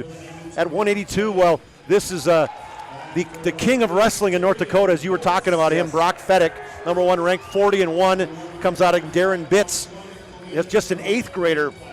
At 195, Ben Nagel for the Demons, ranked number 1 again. So the third back-to-back on that 170, 182, and that's Ben Nagel. And then Grant Carlson for the Patriots is at 195. At 220, well, it's Isaiah Hoos, and there's a ton to talk about here as Hoos. Yeah, most of us know him on the football side, but this kid is a stud wrestler. He's overcame a great injury, just 1 loss of the season. He'll be going against Lycan Jensrick for the Patriots. And at 285 is Braden Moran for the Demons. And Isaiah Hoos is coming out at heavyweight, baby. Oh, is that Hoos? So they announced it that way. Did they announce Moran at 220? I didn't see it that. And that's where this changes. You got things set up, and it's like they can switch things. He didn't come out. Isaiah Quant didn't even come out. I don't know what happened there. You're trying to look over the side, but that was kind of interesting. I don't know what didn't even come out and shake a hand. All right. Well, hey, we're going to get going here. 2 minutes the first period. And then 1:30 after that, right, for the second and third period. So right now they're going to flip to see odds or evens. Now on this situation, if you win the flip, if you pick odds, that means that you have to step on the mat first. The first match, third match, fifth match. And then you also get to make your choice. So the Patriots bring out, all their senior wrestlers? No seniors. No seniors, all juniors. Nope. Well, out there, they're all juniors, correct. For captains on the Demons side, it's Fedek and Renner. The flip is red. That means the Demons. So what's the significance of this? Well, now you're saying, hey, who goes first? So what do you want to do? Well, here's what's you win the coin flip. So what do you want to do? You want to have them show who they're going to put out in those situations. They've got extra guys. So let's say at this first weight class at 132, Century has to put their wrestler out first. Are they going to put Caden Dakota out, or are they going to put in Brody Furr? Because they both weighed in at 32. So then they get to see what they have, and then they could match up with them. The whole idea of that is there's a crucial spot within these weights that they see that they could switch. So like potentially get some points. So Jack's Gums weighed in at 152 today, and if they want him to wrestle 60 instead, they want probably see who's going to step out on the mat first at 52. Okay. So Brody Furter comes out, like I said, here at 132. So he has to walk out first at 132 for Brody Furter. So they had Caden Dakota. I don't know. Yeah, they could have Caden Dakota out, but so we'll have Brody Furter. He's a junior at 24-20, and Dylan Kostelecki for the Demons, 23-13. He's a sophomore. Right away, a single leg takedown, trying to drive it. No points yet. Kind of a little. There he goes. Gives him the 2 points. Tell you what, this Dylan Kostelecki, I've watched him since he was a little kid. He is aggressive. You know, he makes a lot of mistakes. He's young, and he still does now, but aggressive. And that's the type of wrestling that Bismarck teaches. And it's phenomenal watching him because it kind of scares other wrestlers because these guys just don't ever stop. So 2-0 on that first takedown is now Kostelecki has position on top. Trying to get the sit out in the bottom. A little roll. They're going to roll out of bounds. It's a little tilt. Bottom out of tilt. bounds. I call it out of bounds. It's out of bounds. Yep. It's basketball's out of bounds, football's out of bounds, and wrestling's out of bounds. That's good.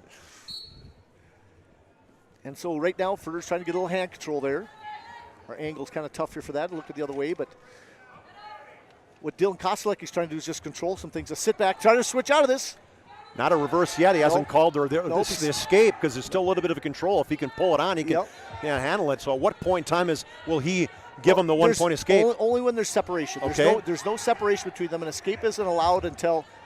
So good job by Kostelecki driving that and keeping that control. Yep. So really there's no change here. It's still 2-0, and it's not going to change unless he gets his hips back out.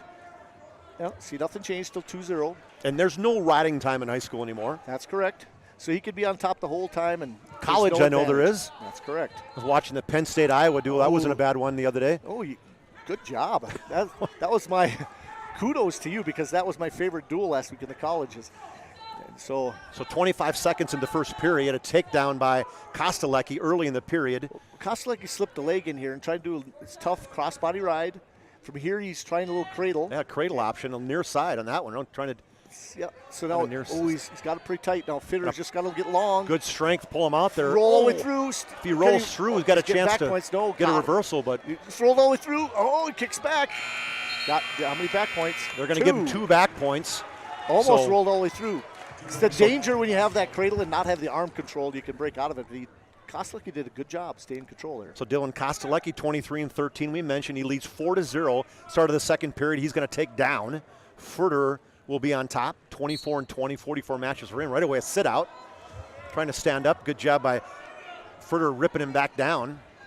Driving him down and trying to flatten him out. Furter can be pretty tough on top. He does have a good crossface. We mentioned this earlier. There he goes right to it. But we'll see if he his sister, a good point. Got that leg wrapped. So that inside. He's got a good butcher and a good cradle. Trying to get back in this by getting back points. Kostelecki, like I said, very strong, aggressive kid, but he's got to break him down. Kostelecki's done a good job peeling his hand off. Whoever broke his hips. Almost flipped him over, but good balance underneath by Kostelecki maintaining that base. Hand control. Watch him, he's grabbing his hand, so it makes it hard to do things. They call it hand control. There's bad stand-up, and he's got this crossface cradle opportunity. There he goes. He's got to go. Almost has it locked up. Couldn't get it quite locked up. Oh, got back up to his knees. Now he's got to pull tight.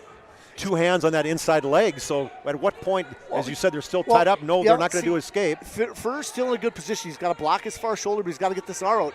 Oh, stepping over in trouble. This could be a reversal. He needed to bump his hip. It is going to be. Should be a reversal at this point, right? When does? Yes. Yep. He calls it now. Reversal. As soon as he controls his hips. Nope. Wrong score. So it should be 6-0. The Demons should be, Kostelecki should be leading. Now could be a potential reversal again. As Kostelecki's got to keep hold of that leg and drive him. 37 seconds in the second period. Still 6-0 here. Kostelecki leads Furter on the BNC Bank scoreboard. What's he working that single leg, trying to get it in kind of a combination? It should be a stalemate or a stall. Yeah, you got to move up from that. Usually you get stuck in this position for too long. There's a stalemate. You called it. 18 seconds left. They'll go back to the middle of the mat. Because they were just stuck in that position. No one could advance. Furter will go down. Furter's got a score here. See if he can get an escape with 18 seconds to go. A caution on top. Because he didn't keep that left hand on the wrist, kind of flipped it too quick. Just jumped the whistle. Switched it right away, trying to sit out, still on his knees, pushed him back. Job by Kostelecki, flattening him out again. It's easy for me to say. Control. It's control wrestling. Okay. Yep. Good high ride there. And there it is, the end of 2 periods. Kostelecki leads Federer 6-0. So now. Well, this doesn't happen very often, but he hasn't done anything from bottom. He chose up. So he couldn't get out for the last minute and a half. Yep. So he said, okay, I'm going to try myself someplace else. His best opportunity was when he was on top before. Kostelecki, great quick stand-up. Quick move. Trying to flip that little it's a little wizard. Yep. There's one. See, there was a little separation there for a second. And now he's going to get a reversal and back and a takedown. Almost a reversal, but he did it off the mat. So it's going to be 3 points. One on an escape and 2 on a takedown by Kostelecki. That'll make it 9-0. 1:44 left in the third period. Lips him down. Almost back points. He could get him. Tough job for Federer. You do what's called a defensive pin there if you get him laid back. But Kostelecki doing a really good job. Now keeping that control. This is where, as a referee, he has to also take control if Kostelecki is not doing anything on top. Stalling on top potentially. Yep. Is it a warning before you get points? You give him a warning. Correct. So keeping that ride. Long legs for Kostelecki too with that leverage. And you notice he's not on his knees. He's on his toes. Trying to roll. Deep waist. 1:07 left in this third period. Kostelecki leading 9-0. And he's controlling that bottom wrist so well. Here's a little tilt. Tilt. Got a 1 count. There's a 1 count. I don't think he gave him back points at that point. Couldn't quite get him. Good job squirming out of there by Federer. Right now at the. But a major decision would be big here at Kostelecki. I expected this to be a really close major match. Decision. That'd be 4 points if it ends like this, but still lots of time. 42 seconds left. There we go. Federer's got his arm out. Now he's just on the edge of the mat. Kostelecki just trying to bump him outside. Well, he has just done a tremendous job there riding. We go. Now he gets the faces up. Get one here. Trying to get an escape. He went to go back in on that leg. He's going to get one escape probably here. There we go. There's one. Yep, got to have an escape.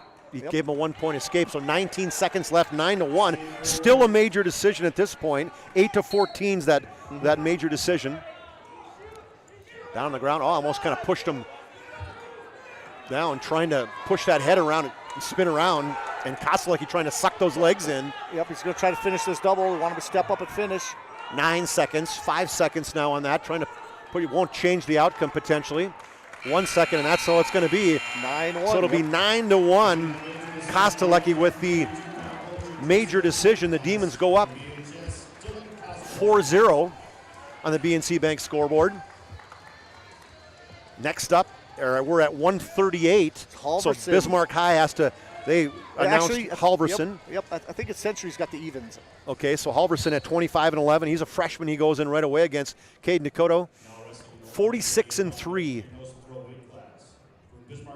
This is by far probably Century's best wrestler. He is a junior. He does wrestle a lot of tournaments in the off season. 46-3, number 1 ranked wrestler in the state of North Dakota. Just a junior, Dakota is. Wrestled a great tournament last weekend down in Aberdeen. So have these two matched up before this year? I do not think they met. Okay. No. Shoots for the legs, but sprawl out there by Halverson. Just a that was quick. Step over, yep. And Dakota is a leech. He finds ways and angles to get in.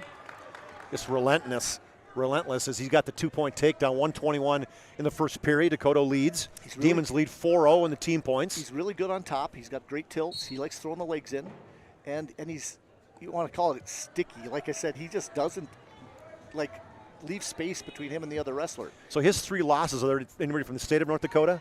None in the state of North Dakota. None. No, he had 2, I believe, in the Rumble of the Red, and 1 from the Mandan term at the beginning of the year to a South Dakota kid. Finished 4th last year in the state. Yep, lost to a Sturgis kid, if I remember right, and then 2 kids from Minnesota. I'm saying like state of North Dakota last year in the state tournament, he was 4th. Yep, that's correct. But yeah, I think he was 4th in a tournament earlier too, as you talked about that. Now he's trying to come up. What's the movies? He reaches inside, got leg control, trying to drive it, that leg, and then get. He's trying to do a Turk here. So Donovan told now he's going to reach for a bottom shoulder here. Halverson is doing a great job, actually, making sure he's just kind of keeping Dakota out of position. 35 seconds now, 30 seconds in the first period. And the BNC Bank scoreboard, 2-0. Dakota with the early takedown. Oh, almost a reversal. He's got him in a little head and arm. Got some back points at this point, right? He's got the leg in yet. No, he gave him, he said. No, he's got back points for Kostelek. He hasn't got any reversal yet or nothing. They're both in position yet. So what do we, is at some point you get a stalemate at this point? Still nothing. So still nothing. So lots of activity, but nothing going on. So they did not give anything to that one, even though there was a lot of, it looked like there were some back points, but they didn't give control to Kostelecki, so no back points on that one. Yeah. Lots of action. Halverson, yep. Yeah, Halverson, I'm sorry. Kostelecki was the last match, so 2-0. Well, I've watched Dakota leads. I've watched Devin wrestle for a long time too, and he is another one of those young wrestlers that's very aggressive, and he's one of those that works hard and plays hard. Gets himself in trouble. Stepping over, he's got himself in big trouble here. Well, nice reversal there, so 2-point reversal makes it 4-0 in the BNC Bank scoreboard. But he's always dangerous. Him and Kostelecki both just work, and aren't aggressive. I've seen him have matches against some of the best kids in the state or even out of state, and he's in it, but he makes a mistake and finds a way to get pinned. Like stepping over here would be interesting. But so Dakota's going to try to throw some legs in here, get a cradle. High ride there, right? Oh, right down the cradle. Now, can he has his strength to get a step over and pull it up? Now, he doesn't have an arm lock there, but he's going to walk this leg up. Okay. Walking that leg up and falling to the other side, and then he's got back there points. He's got it. And that's what makes Dakota tough to wrestle. He always is looking for more back points. So probably not a pinning point on that point, but he's going to get back points. So give him 3. Well, on total 3-point near falls, he's leading the state actually. Okay, so 7-0 right now. Dakota leads. He was in the top. Halverson. In 2-point near falls, he was in the top 3 of all wrestlers, Class A and Class B put together. And then he was also the top at 3-point near falls. So he scores a lot of points when he's on top. So he's got that right leg really inside of great control. What's he going to use with that one? Well, right now he's going to look for a power half. Okay. He's got his leg in. Now, as a bottom wrestler here, he's got to try to get that leg out. It's called bottom leg over. So Dakota's now trying to stretch him long, get him long so he gets his angle, so now his hip comes flipped over. See how he's got him long, his body, and there's the tilt. He's got back points. Randy Piazza's counting. So if you just stay in a ball there, it's hard to get that half in. And now he stretched him long. Now he's tried to flip over the top, but couldn't quite get there as Halverson. And he'll come back and he'll get the back points. He'll give him 3 back points, so 10-0 right. All of a sudden it looked like he was in danger. Remember, now it's 10-0. 10 seconds left in the second period. Like I said, and he gets this bad stand-up. He's way high. This is almost potentially dangerous here. It's got to be, right? He's got 2 hands on the back of his head. Can he flip him over on that? Oh, man. A few more seconds. He might have had an opportunity there. Halverson is nothing doing there as he trails 10-0 to the number 1 wrestler in the state of North Dakota, Caden Dakota. Picks top. Yeah, I tell you what. what. Didn't want any point of being on the bottom with Dakota. That wasn't very successful. He put Dakota in danger there for a little bit. Good thing the clock ran out. Yep. I don't know if Dakota would have ever gone because he had his legs in on the far side. But so right now we're in the major side between 8 and 14 points. So 1:51 in the third period on the BNC National Bank scoreboard. Dakota leads 10-0. Trying to sit back half. There's a reversal. Just got in trouble. 12-0 now. You can really tell that Bismarck High works that sit back half. They've done it in Mat Pack, but Dakota knew it was coming and basically peeled the half off. Too good. Now he's going to do a tilt here. Bottom wrist tilt. This could be a tech fall right here. Yep, that's a tech right there. Get to 15. And yep. Well, he flips back over. Yep. Tech fall. 3 points. 15-0. So that'll be technical fall. That's 5 points. So in some cases, if you want the points, you don't want to get to the 15. You want to get to the pin. That's correct. To get that extra point. He knew in this situation that he's just going to go win first, work at everything else later. So 15-0 Dakota wins. Now we move to 145 and LJ Aragio against. LJ had a little bit of time out this year. He was injured. He's got a bad knee at times. Arugio. These two have wrestled in the past. 21-0. Now Ursulin's had a really tough year. He's had a nerve issue, actually, that he stopped a few matches where he had to forfeit because he'd go in and all of a sudden he'd have a shooting pain in one of his arms. Ursulin 8-10. He's a junior. And he's a 2-time state placer. Ruggiero is and he was ranked as high as 5th earlier this year. Just a sophomore. Then he just lost. He's probably a 38-pounder, wrestling 45. There's a good spin, got him down, spun his way in the back. Start to see that the size makes a huge difference. Aragio is another one. He's a Caden Dakota too. He's a leech on top, you don't want to be sitting on bottom. You're going to be in pain here in just a little bit. He just kind of waits for you to make a move. You know what I mean? He just waits for kind of what are you going to do, and then what can he do from an offensive perspective. And he reminds me of the Terry and Troy Steiner, working those halves and this tough leg work on top. He's going to rip your shoulder off, do something so that he can turn you. The Steiner's listening to you tonight, maybe? It's possible. I tell you what, anytime I do my shows, I have Troy comes on. Terry's on the other side of the world, but even came on when Dan Gable did his interview the night. Now, Ursland could try to get him in trouble here. If he flips right through, he gets the leg. He's got his leg on top of him. Yep. He's mentioned Arugio, so he just can't quite do it. Like we said, he's a leech. Yeah. Doesn't feel like he said, okay, give me the back points. He looked up at the official, Randy Pietz. He said, okay, here it is. And I'm going to do it again. Now we'll do it again. 3 points before, so it's 5-0, 31 seconds in the first period. He's got control on this one. Trying to flip over the top, but that's 3 more back points. 8-0 now. You see, now he's going to rip his arm off here. Ooh, that's what I call that. Got it up over the top of his head. So what's he going to try to drive? At what point will he flip to the side? He did not do that. What's interesting is a lot of times when that elbow goes above the head, you can call potentially dangerous, but he's just going to do some more tilts here. Bottom wrist tilts with the legs in. Pulls him right into his lap, and basically you can't, it's like you're inside a pretzel, trying to get out of a pretzel and you're still in it, trying to get those arms out. It's a good period by Araujo. 11-0 end of the first period. So here will be a situation where you're going to get to the tech fall, or is he going to work a pinning combination at this point? You know, I think Bismarck in most matches, they're going to try to get as many points as they can, but they kind of know their situation here. They're not in danger really of losing this duel, but they're going to go for as many points as they can. 11-0 if you just tuned in. The Patriots, they got 5-4 for that as the technical fall with Dakota. He got 5 and Kostelecki got 4. So the Patriots lead the Demons on the BNC National Bank scoreboard after 2 matches. This is the third one of the night at 1:45. Ursland for the Patriots chicken wing. Drives him right over with that chicken wing. Pretty flat. He's fighting hard. Got to get his hips back over the top. There we go, flattening him out now. It's tough for a referee to see with these lights there out there. There's a fall. That's a fall. So at the 122 mark, 2:38. At the 2:38 mark of the second period, Arugio with the 6-point pin. That makes it 10-5 on the BNC Bank scoreboard. Now we got Tate Olson and Jax Gums. Now these guys wrestled as a kid. Okay, Tate Olson, he's 24-5. He's a junior. Jax Gums also a junior, so 18-8. Are they buddies? Have not been. They know each other. But they've wrestled in Matt Pack a lot. Okay, so they're rivalries. Yep. And Jax Gums. So since Century had the injured wrestler here, it would be Redens, who's not wrestling at 52. Jax cut weight this last week. He'd been down to 52 already, so he cut down to help the team out. And how big a difference is that going to make in terms of your strength and stamina when you got to cut 8 pounds? Could be quite a bit.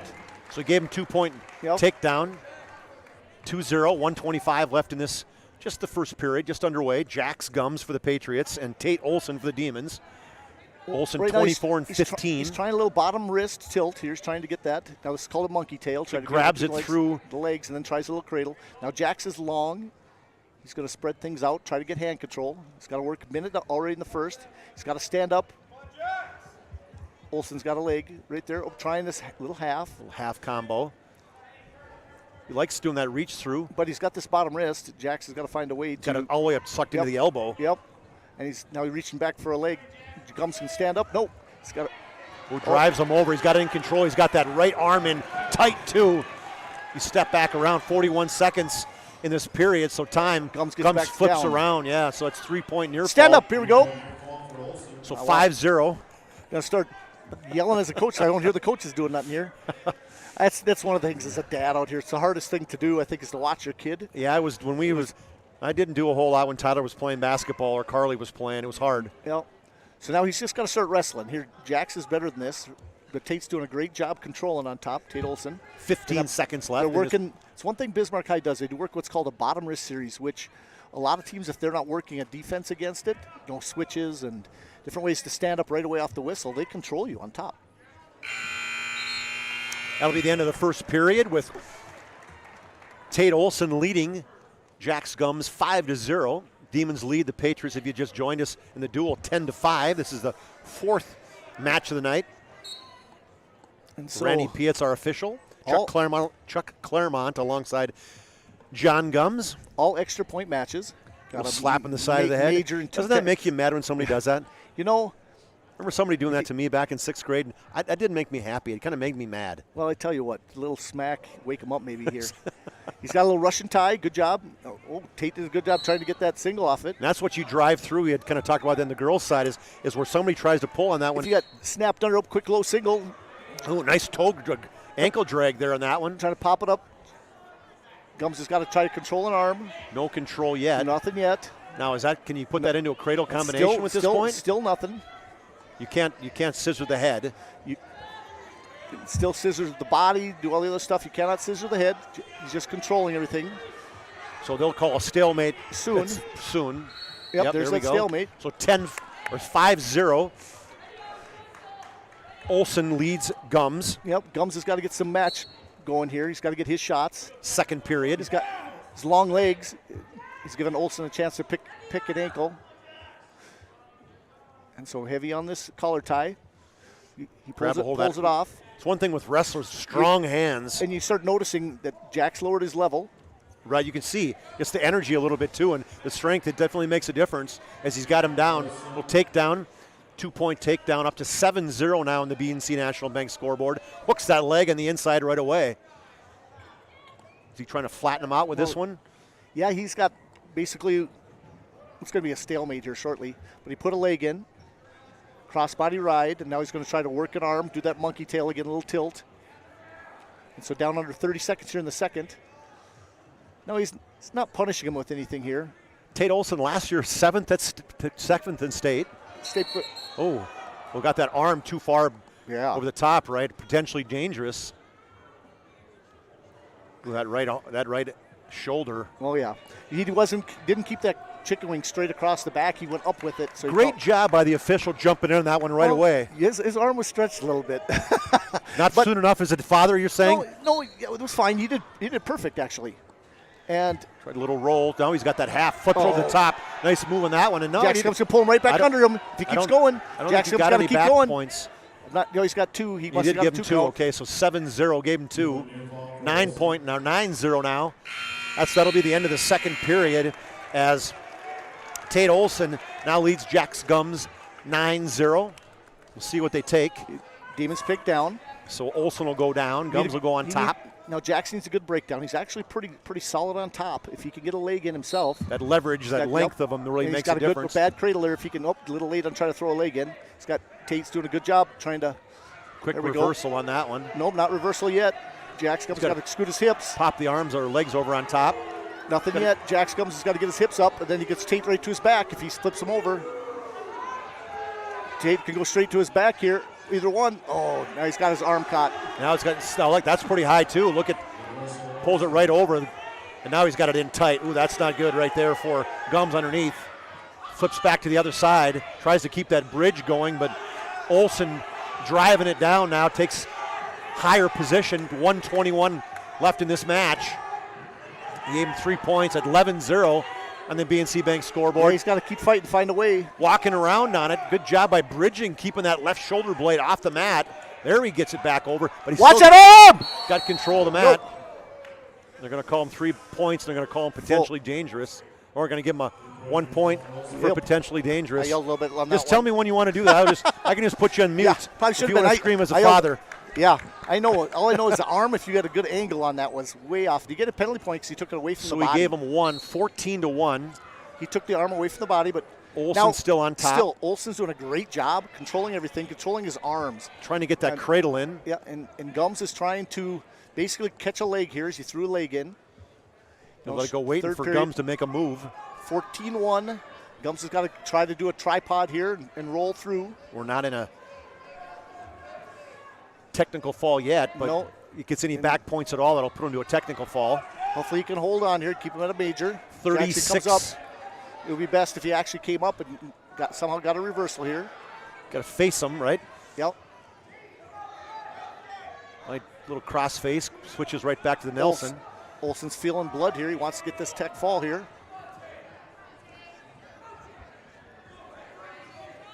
breaking him down, trying to get that arm again, pulled it in the back.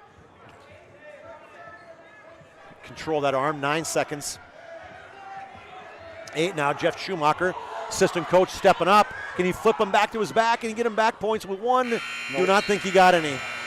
He did not. Major decision by Tate Olson. So Olson wins 14-1. He will get 4 points on the BNC National Bank scoreboard. That makes it 14-5 Demons. We move now down to the 160-pound match. Got Adam Vignes coming out for Century. And Tyrus Jangula for the Demons. Jangula, just a sophomore, ranked number 5 in the state of North Dakota. He's 22-10. Vignes is 7-15, and he's a junior. Grabs a hold of that, gets control of that wrist. Yep. Nice little duck to a double. Lift him up. Picks him up in the air, drives him down. That's 2 points. Takedown for Jangula. Jangula, the sophomore, I tell you what, he's got a little Napoleon background to him. He's got a great sit-back half. In fact, that should be a full Nelson, but with both hands on the head, out of bounds. So if you got in that full Nelson, but you catch yourself and let it go right away, I mean, the officials. Yeah, it depends where they're at. You know, if you put 2 hands on the head anytime you're under the arms, you know, it's a full Nelson. But, you know, this sit-back half series he does. He gets his legs in. Here's this little, he's going to stretch them long, throw this half in. He's got a tremendous half. Well, right away, ripped over the top, got the half now. He's got it in tight. Got a hold of that right arm, sucking it up, pulling it down. Now he's got it in tight again. He's got 3 back points already. Yep. And you can see how tough he got. It is tight. There it is. 50 seconds. 50 seconds in the first period. Jangula gets the pin. 6 points on the team points on the BNC National Bank scoreboard. In between matches, let's get a quick, stay tuned, folks, for the Planning Team Financial Advisors post-game show. Whether you're looking for a full-service financial plan or planning for farmer business succession, Planning Team Financial Advisors is here to help you work towards achieving your financial goals. That's Planning Team Financial Advisors. So at the 170, this is Caden Renner and Ole Taylor. This is a match kind of intriguing when we talked about. Well, what's interesting is Caden Renner has been injured part of the season, so he's also probably one of the top 5 wrestlers in the state. So there's a little gap between this. Because Ole Taylor is really, really strong, and he's coming on. He's only going to get better. 2-point takedown. He's jumping over the top right away. He's got a hold of that arm. Caden Renner comes from some wrestling royalty as well. Dad, Father Chad, not bad. 3-time state champ 89-91. Yep. Sister as well. Boy, sister's all-state volleyball player for the Demons. Demons finished 2nd in volleyball. There's a lot of wrestlers that would have turned on that. You know, would have got in that half and would have been probably on their back. Nelson Taylor, is a freshman. He's stuck together. You can tell he's been in the weight room. Yeah, he works hard. He works really hard. That sit back half again, which Randy's got to watch that. A lot of those guys get that second arm in right on the shoulder and ready to, you know, almost full Nelson. So he's got it down, back points. He's counting. Yep. He's going to try to step over. Got good control. Trying to get over. He stepped over, get him in trouble.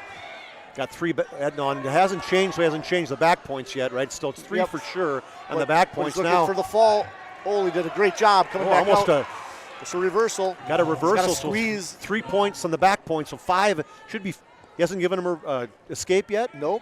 So 5-0 still, 34 seconds in the first period. Renner leads Taylor. Taylor just a freshman, 33-13, ranked number 3 on the season. Caden Renner, number 1 in the state of North Dakota. He's ranked at 24-2, ranked number 1. He's a senior.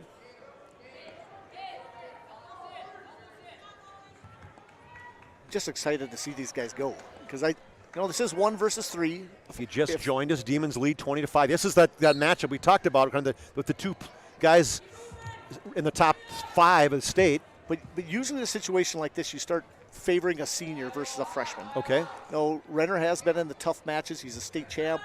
Ole this is his first year on varsity.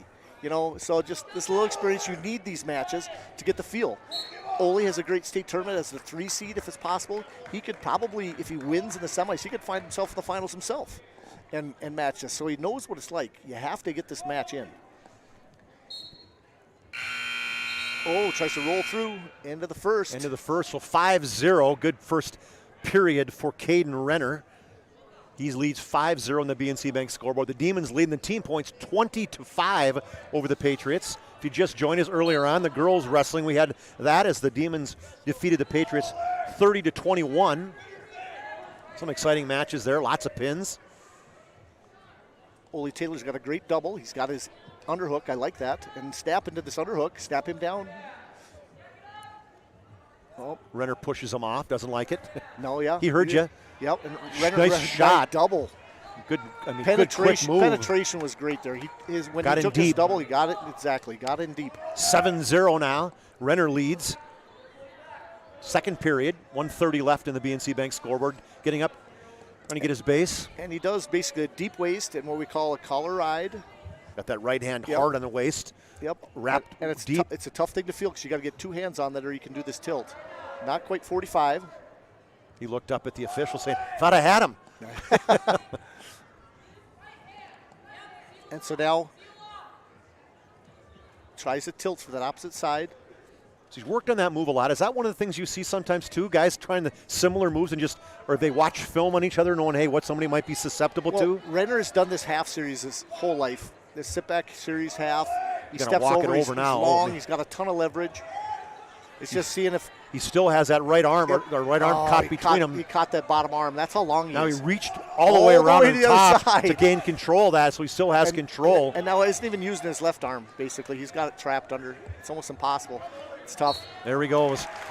Shoulder blades meet the mat, and that's going to be a pin. 30 seconds remaining, so give me the 330. Pin in 330. 330 pin. That's 16 points, so the Demons move up 26-5 over the Patriots. And it only gets tougher. This is where the buzz. The number one starts, right? Number one ranked wrestler in the state of North Dakota, Brock Feddick, and you said this is the shoot, if you want to call it that. What is the old wrestling movie? Come on, help me out. Vision Quest. Vision Quest. Is this a shoot of North Dakota? No, he's not the bad guy, though. Okay, he's not the bad guy. Okay. He's 40-1, number one ranked in the state of North Dakota. Darian Bitts, 16-5, and just an eighth grader. And I tell you what, Darian Bitts is going to do this when he's a junior and senior. He's going to be the Brock Feddick. So you got a takedown and you got a revert or a escape. Two takedowns. This is where Feddick, we talked about 300 and what? How many takedowns? 320. Another one. 323 now. Lets him go 3 takedowns already and 3 reversals seconds. or 3 escapes. I mean, so fast you look down and it's like, boom, take him down, let him go. And there it is again, another takedown. Another takedown, 8-3, so lets him go. 8-4. Yep. And it ends up being almost like drilling in practice. He starts drilling different moves, a good double. Another takedown. It makes people look silly. 10-4. But he's at that level. He can do that. At what point in time? Oh, there we go. A little snap down. Bitts, can he get his takedown? He's only given up one takedown the whole year. Yeah, so it's 330-1, right? Yeah. It's 320. It's now 325. Okay, to so 1. 10-5. 1 minute left in the first period. Lots of action. Like I said, this eighth grader, he is going to be tough. He's beat some ranked wrestlers in the state. He beat the 6th ranked wrestler from Dickinson last week, pinned him. So he's got an opportunity to place. Svedek, state champ at 170 last year. Hey, stud football player too, linebacker. Well, and he came out late. I don't think the first time he saw the football field was his junior year. Yeah, and he started to come back out. Coach Gibson loved him. Another takedown, ripped him down to the mat. Now is he going to keep him there? It's only 7 takedowns here in the first. 14-6. Will he try to ride him now? Well, usually when he gets ahead by more than 11, usually points. He's only up by 8. Then he'll try to pin him. So he'll just let him go, let him up, isn't he? Or is he going to? Oh, he's going to make him just do alternate start. He just pushes on him. It's called a hard start usually. Where you go into this touches triangle, back. Yep, and you make him stand up. Get out of the way, and there's a little tie up. So 14-7. Score. Oh, 7 takedowns, 7 escapes. Lat drop. Oh, I was hoping he'd just throw him. 32 seconds left. Tried a little fireman's carry, didn't get it. Get a takedown. 2. He's still got a hold of that arm. Oh. They're not going to give it because they still, the Century fans wanted to take down bad on that one. Did not get it. Still 14-7, 12 seconds left in this first period. Lots of action. You notice Holy how cow. he's just wearing him down. Pulls him down, little rip, comes behind him. Yeah. So quick, too. 16-7. There we go. That'll be the end of the first period. So 16-7. Brock Feddick trying for his 41st victory of the season against Darian Bitts and his head of hair. Yeah, that's a good way to so explain now that this one. is you're saying you couldn't have had the head hair like this in the past? Well, it would have been close. His. Okay. You had to have it. Basically, you couldn't have it touch your collar on the back, and it couldn't go over your eyebrows. So his might have been fine. Okay. But much more than that, you probably couldn't have had. So Renner with an escape up to 17. Renner, excuse me. It's yeah, Fedek. Fedek with an escape, 17 well, to I'm hoping 7. I hear good news that he's signing somewhere. Well, soon, there he goes down low, rips that single leg, tries to rip behind him. Like I said, he is just that tough. I mean, he faces out-of-state competition, and he does the same thing to them. So 19 to 8, just one loss in the season. That was in the a duel in Rapid City. Nope, finals in the Rumble. Lost to the kid from Stillwater, Minnesota, who's ranked 11th in the nation. His name was Hunter Leiden. Yep, from Stillwater. And I had to look up his ranking. In one of the earlier rankings, he was ranked as high as 4th in the nation. He has not lost in Minnesota. He's undefeated. And this last one ranking I saw from February 1, or is it somewhere this? But he was ranked 11th. Fedek has got 3 firsts in the Mandan, the Rapid City, and the Rotary, and he's got a second that Rumble, as you mentioned, the loss. So now he's going to work on a pinning combination. But here's what's interesting. The kid from Stillwater against him, it was only a 1-point match. And there's a pin. But here he couldn't get in on him, and so it made him look a little silly trying to get takedowns on him. And so it was a very close match. Yep, 309. 309, 6 points. Says, I don't know how many takedowns he got there. I think it was 9. Yep. So that's not too bad. So not too bad. Now Nagel. So now the team points goes to 32 to 5. Demons well in control over the Patriots on the BNC National Bank scoreboard. Ben Nagel, number 1 ranked wrestler, was second last year to Brock Fedek. He's wrestling Grant Carlson. And I tell you what, he ate his Wheaties in the offseason. Boy, man, he is stuck together, huh? Yep. And he's been those between Nagel and Fedek, they're getting after each other. In that the wrestling room. I tell you what, in that room you got 4 or 5 guys that wrestle. I'll guarantee there's some bloody practices. Somebody's coming out with because nobody wants to lose. They want to make each other better, and you go live. Nagel in that cradle option. I'd like to see if Nagel can take Fedek down. Why don't we have that next? Is he holding him in there, and that's a stick. Exhibition match. Fedek. 34 seconds in the first period. Fedek and Nagel. I want to see that match. Nagel gets a pin. So the number 1 ranked guys are coming through for the Demons as Arugio, Renner, Fedek, and Nagel all with pins. It's 38 to 5. The only victory was by Caden Dakota, the number 1 ranked wrestler for the Patriots. Oh, it's not who's coming out. As he was. Oh, it is. Let's see. Nope. Technical fall, over Halverson. Nope. 15-0. That's the only match. Hoos is coming out. So Hoos against Lycan Jensrick. And this is a man. Speaking of, wow. Speaking of stuck together. Yeah. I mean, little single leg. Surprised him. Quick single leg.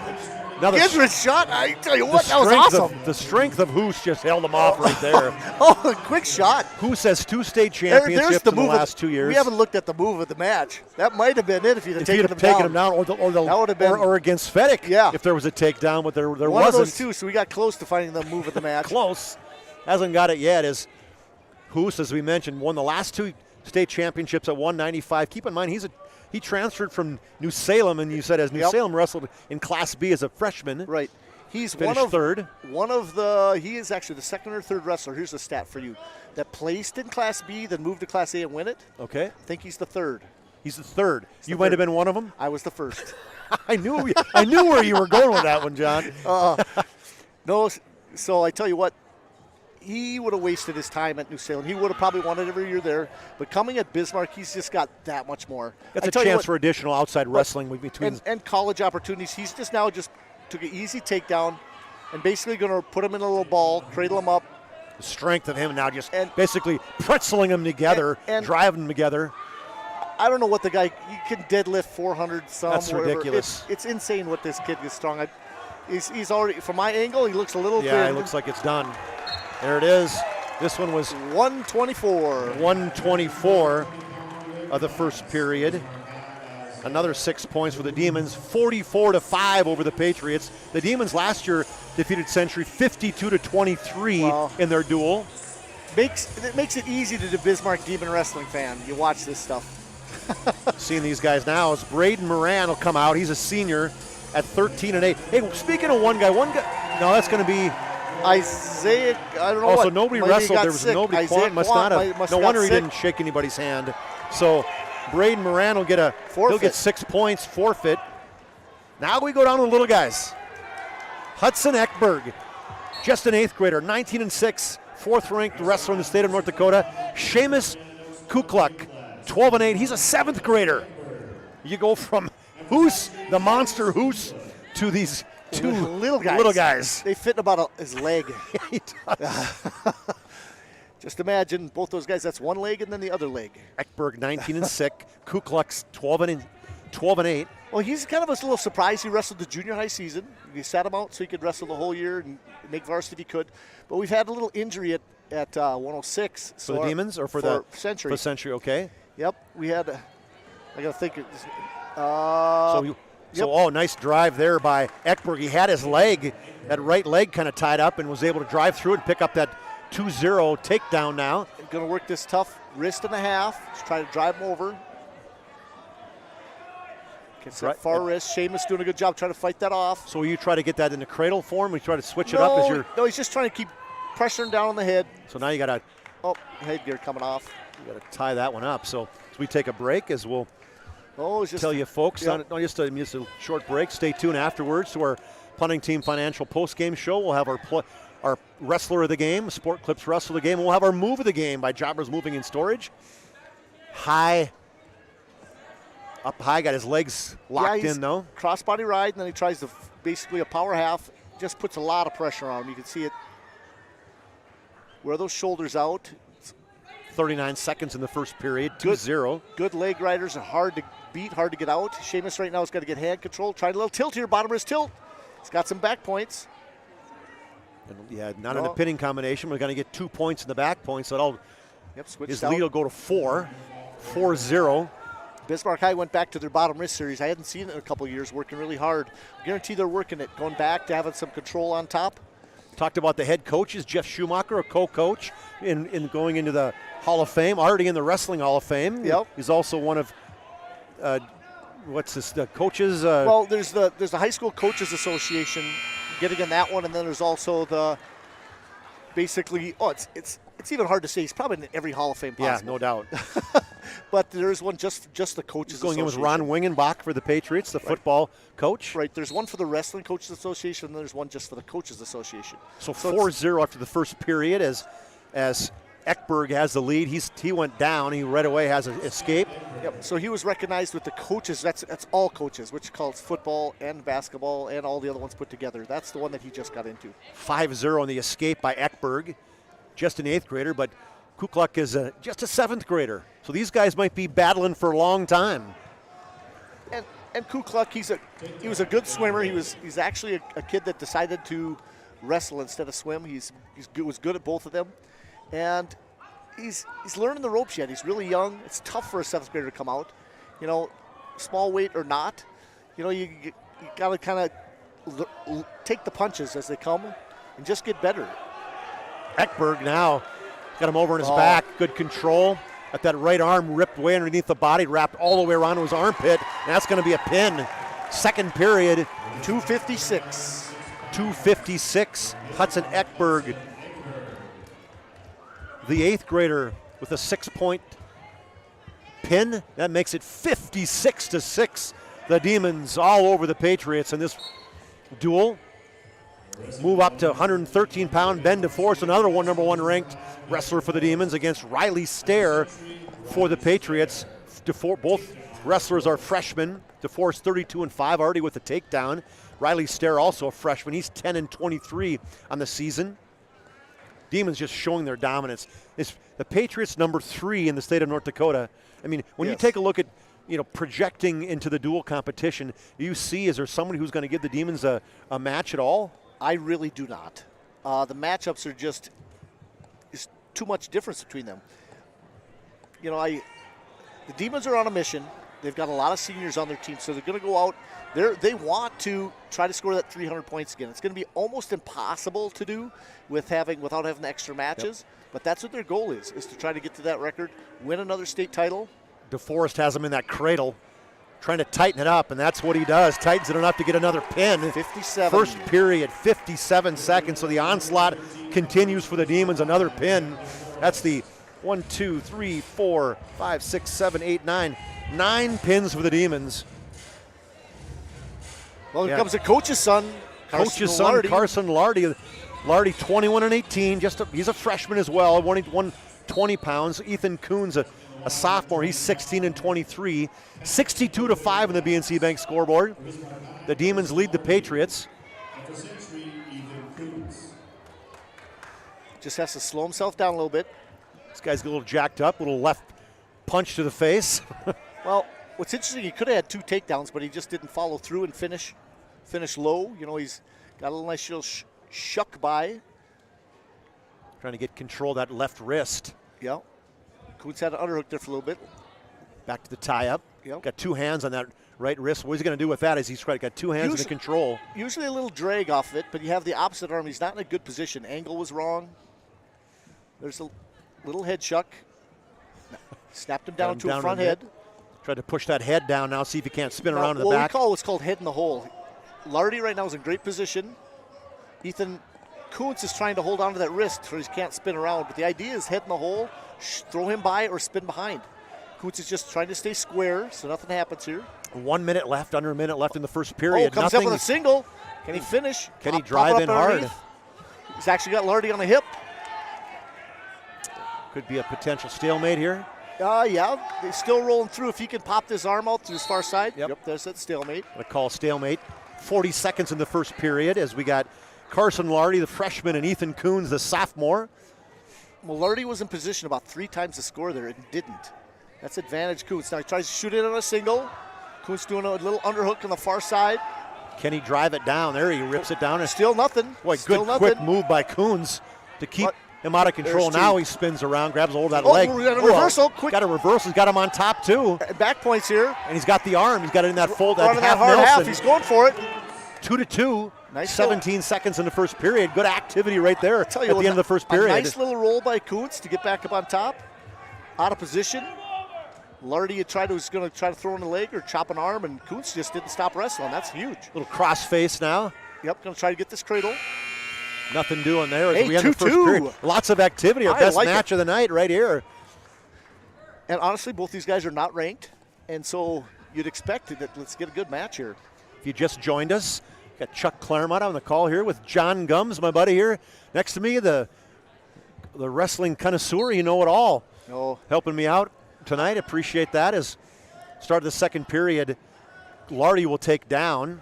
Kuntz will have top control. 2-2 on the BNC Bank scoreboard. And Kuntz got some varsity time last year a little bit for Century, so he's got a little bit of experience. Lardy's first year, get some matches. And so, you know, he's in a room where pressure is high, I'll guarantee, but every day in the room, whoever he wrestles is making him better. And Century, Ethan, you know, he's just getting better all the time. He's one of these wrestlers that he wrestles best if it's a flow match where the other guy's moving and moving. And he's got Morris and Dakota. He's got definitely guys in that weight class that I'm going to guess he's rolling around on the mat. Yep. And when I noticed that Ethan is wrestling, you know, just continuous chain moves, one thing to the next, like that little reversal that he had. That's when he wrestles best. It's when he sits on his laurels and doesn't do anything is when it's bad news for him. Lots of activity, trying to connect that left leg inside, but does not quite have it all the way through. Lardy's doing a good job of blocking it so that he cannot get it in there, but he's trying. Now he's got a hold of that leg. Now see if Lardy can he drive through on that one. Yep. He's got himself a little bit of trouble. Kuntz is holding that leg tight. He's trying to walk it, get behind on it. Lardy's trying to bump him to his hip like that, and then he's got him in a cradle. Points. Almost some tilt points there. If he can catch that bottom wrist of Lardy's. Official did not give it to him, so control this entire second period for Kuntz. He did get a 1 count. What's interesting is Kuntz doesn't have that leg all the way in. Oh, stalemate. And to be able to hold on. That doesn't happen very often. So, I mean, this is probably the best match of the night. Has lots of back and forth going on. 2-2 on the BNC National Bank scoreboard. 62-5, Demons lead the Patriots in the team points. Nice little chop breakdown. Can he keep that wrist in a tilt? There's a tilt. 1, 2, 3. Oh, he got it. So he got back points. You get 2 back points. Should be a 3 count. It is. Yes. So that'll take it up to. That's huge for Kuntz. Gave him 2 now as a back to control. So 4-2. Kuntz leads Lardy. Oh, short time. Kuntz is high. 8 seconds in the second period. He's got to hold on to this leg. Can he get short time? 3. Keep his head up. Kuntz does a good job holding on. Time ran out. Good job by Ethan Kuntz. Really, he was really high, in trouble. Strength by that one too to be able to hold on. So 4-2 to get ready to start the third period. Ethan Kuntz, the sophomore, over the freshman Lardy, Carson Lardy, the coach's kid. See how Lardy can do on top. And right now he's going to do a sit-back half series. I'm guaranteeing that they're going to work just basically they fan the leg in the inside, and then they just bottom wrist. See how you can see, like other matches, Gums got control. A lot of other guys got control with their wrist underneath. And the bottom wrist series, Bismarck High works Century, doesn't seem like they have an answer for it. So he tried to tilt him on this? Yep. Kuntz rolled all the way through. Yeah, saw that coming. And there's about 2-3 different tilt moves you can do off this. Used his momentum to kind of flip him up, didn't get any back points. He felt that he was going, so he was going to go full bore. Exactly. 4-2. Kuntz leads Lardy last period here. See if Kuntz and the Patriots can get their second win tonight. So Demons have been blitzed them on the other matches. Oh, yeah, it's been tough. 14 matches. We've got 2 left, so this is the 12th match of the night. Demons are 1-9, lost 2. I'm rolling them here. No, Kuntz is doing a good job right now. You could almost warn him for stalling. Yeah, I was going to say, at what point? Because it looks like Kuntz isn't doing much in the bottom. But he's controlling a wrist, and Lardy is not getting off to a side. He's just riding the hips. So usually trying to pull him backwards. Yep. So this riding the hips doesn't bow for calling the bottom guy for stalling, and the top guy hasn't. Because he's not doing enough, not doing something different. Not doing something on top. When you ride just wrists, 1-on-1, 2-on-1 wrists, this bottom wrist series, if you don't get tilts off it, it looks like stalling on top too. Kuntz trying to get a sit out, went back to right now, the base. Bismarck coaches are not happy. No, it can't be. 26 seconds. But nobody's standing up. I'm shocked that there's nobody's getting up. I'm surprised as the dad, if I'd have been on that side, I would have probably cut Ethan Kuntz and tried to take him down. Now it's too late for that one. Yeah, too late for that. Now you got to get back points within 12 seconds left in that, and what are you going to try to get a tilt? And Kuntz really didn't have to do anything. He's on bottom. He's got the lead. 7, pretty much over right now. Just don't get himself exposed. Nope, it should be over. Yep. 3. Kuntz gets a victory. 2, 1. There it is. 4-2. Ethan Kuntz victorious over Carson Lardy. Lardy will move down to 21-19. Kuntz will move up to 17-23. That's just a 3 points, a regular decision. So, but 3 team points will make it 62-8. Now we'll move on. Actually, this is the last match of the night. Sorry, Logan Mertens for the Demons, 16-6, a freshman against Braden Morris. He is ranked number 5 in the state of North Dakota at 30-19. An 8th grader, Braden Morris. Solid wrestler. He's got that leg in deep. Can he? Well, he's coming. He's already got a Turk on. He just has to come back and keep working in. He's already got his driving. Leg up. Now he catches this bottom. He catches the bottom shoulder and just drives his hips over. You can work this into either a chicken wing, but he's going for that bottom shoulder. You can see him grab that bottom shoulder, and you just start prying him, stretching him out long. So Morris will get 2 points and a takedown. Now you'll notice Morris is a mat pack wrestler. He's got a heck of a half series. The same thing, that sit back half. So he's doing mat pack, even though that's you betcha. He's a mat pack wrestler. His dad, before they've had this, I don't know, discussion or. His dad is who? Well, Tim. Tim, okay. Yep, and discussed this move and saying that he didn't learn it at Century. He learned it at Mat Pack. Okay. But no, and he's improved. He's had some great matches on the year. In fact, when we went to Minot, he's basically the guy that made us win the duel. He beat Tyler Nelson, who was third-place wrestler last year at state. He beat him up in that duel, and that was basically a shift of 6 points, one way or the other, and it basically won us the duel. So he's still learning. He's just an 8th grader. Won them. It would be nice. Won them the duel. No, we beat Minot. No, won them. Yeah, I'm us. I'm part of that too. That's correct. You're part of the PSP broadcast. Yes, I'm part of. Part of that. But he's got a cradle on. He just keeps working, and he's going to try to pull it back over the other side. He's going to be a great team get leader his leverage. in the future. He works there hard. He's got it. Got it in pretty tight there too. 30 seconds, so you got lots of time. Oh, good job by Mertens. Yep. Kind of legging it, but he still gets 2 back points on it, so then it takes it to 4-0. Morris over Mertens. But Morris, as an 8th grader, did he get to wrestle right away during the season, or did he have to wait? He had to wait a little bit last year. As an 8th grader with the state of North Dakota, he did not have to. So wait he didn't have to wait. If you wrestled last year, you could go right away because he wrestled as a 7th grader. Yep. Then it's basically a parent's approval type thing. You also have to go through that and sign off that it's okay for your boy to wrestle varsity. Morris had him in a cradle, but they were outside on the out of bounds of the circle. Yep. 4-0, just 1 second, so this will be just a quick stop. And that's a good period for Morris there. In control the whole time. 4-0, yeah, good period by Morris. 30-19 in the season. Mertens 16-6, so he's a solid wrestler for the Demons. Second period. Both, I didn't see who got the flip. Morris picked both up. Morris picked up. Yep. Bismarck did have the choice and deferred, and then Morris he chose both up. Ooh, nice quick. Yes, nice carry single inside, leg. single leg inside, in deep too. That was a quick move. Now what he's going to try to do is try to hook that leg again, just like he did before, hooked it. Now all he has to do is pop this knee off this far side. He's going to push that leg off. And try, of How course, long will they allow that to happen? Probably Get about 5 seconds before you get something? What's the tradition or what's the normal for the official? It's hard to see. If you definitely see that there's no change in position that can happen there, they're both kind of stuck in that position. There's a nice little shuck by. You call it earlier. But if there's movement happening and you start circling and things start looking like changing, but nothing was changing position. Little single leg. Yep. Nice Again for Mertens. He's got to pull it in tight, but sprawling for Morris. He's doing a good job getting his laces to the mat. And he pushes his head down. Now he's got an inside cradle. Yeah, near side cradle. As soon as Mertens let go of that. Yeah, he got two. It's now like he's got back points right away. The pressure was off and he attacked. That's a tough one to get off. You got to walk that leg over, but that's right. Morris was able to kind of keep his base. Now stack he's going to right pull over. There we go. And then put your head back up. Came over. He just has to pull pulled his head out. Still got control, but got back points on it. So it's 6-0, gets 3 more back points. That makes it 9-0, 42 seconds in the second period. Good activity for Morris. Nice match for him. Mertens trying to get out. Trying to do a little roll, not happening.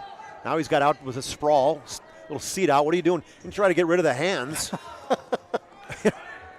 Yep, just trying to get away, doing a good job moving on the bottom. He doesn't want to get stacked over in this half. Got an inside leg crotch grab there. Yeah, just. There he's driving him down now. Just trying to flip his hips. He's got that half Nelson working on that. Now a little crossface, maybe a butcher. 2-1, that'll be the end of the second period. 9-0 Braden Morris. Last match of the night, we started at 132. Give you a little update. So Kostelecki won 9-1 at 132. Then Dakota came back 15-0 technical decision over Halverson. Then we had Arugio, number 1 ranked for the Demons. He won on a technical or on a pin. We'll go through all those at the end in the post-game planning team financial show.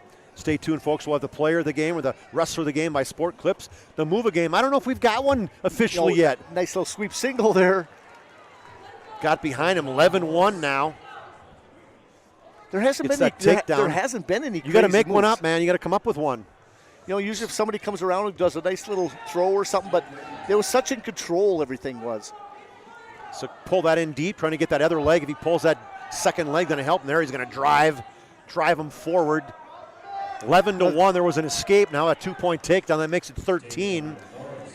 The Patriot of coaches seem to be up, kind of coaching with the Demons, just kind of sitting back, feet up.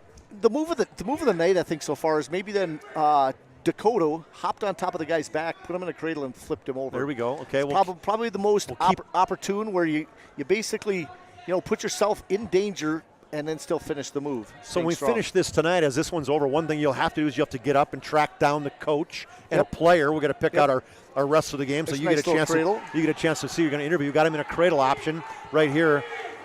This is Morris. Can he get it? Can he pull it in tight? 45 seconds in this third period. 13-1. If you get back points, it's over. What'll he give him?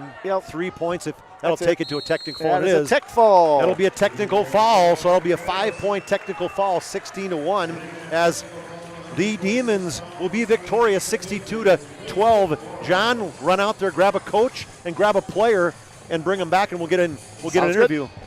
As we're in the post-game show now. We're in the Planning Team Financial Advisors post-game show. When you're looking for a full-service financial plan or planning for farm or business succession, Planning Team Financial Advisors is here to help you work towards achieving your financial goal. Visit us online at planningteam.com. We'll grab our mic here. Our PSP mic is John Gums. We'll get somebody and we get him over here. Also, stay tuned, folks. We'll have our wrestler of the game, Sport Clips wrestler of the game, and our Jobbers Moving and Storage move of the game. So Coach Jeff Schumacher.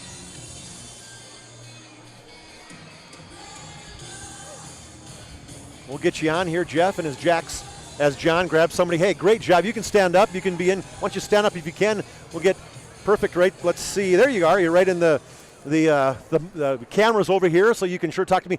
Hey, what an effort tonight by the Demons. I mean, you guys came out and absolutely dominated from the start, and coaches seem pretty calm going on back there. This is probably one of those things that you guys ranked #1 in the state of North Dakota. You guys rolled tonight. You know, we felt good about it because we started at 32. They had a guy or two maybe out of the lineup and that stuff. And then once we get to the middleweight class, we're pretty strong. You know, we're ranked #1 at 45, #1 at 71, #1 at 82, 95 at 220. And we knew that their heavyweight wasn't coming out, so we knew we were going to get a lot of points. You know, we felt good. You know, for you tonight, what were you looking to do? Were there specific things you had wrestlers work on tonight as you have them go out there on the mat? You know, I think aggression is a big thing, and, you know, going out there, really going after them, trying to get to them and taking them down. You know, a lot of times if you're behind in matches, you have to have aggression. You have to be able to go after guys. We don't like the square stance in front of people and that stuff. We like an attack stance. We like to try and go after people and that stuff. Sometimes, you know what, sometimes that's the worst thing you can do. But for us, the Demons, we like to put on a nice show, and we need to be aggressive. So you'll sit back tonight now. This is your last dual match of the season. You'll sit back now. You got some time off before you go back on the mat. Yeah, you know, and we like that. We feel good about having Friday and Saturday off and then having a good week next week, jumping into regionals, and not really having a hard weekend this weekend, you know what I mean? We'll have plenty of rest, tell the kids go to the JV tournament, root on our JVers and that stuff over to Mandan on Saturday, and really take control of the weekend, get a lot of rest, get ready for next week.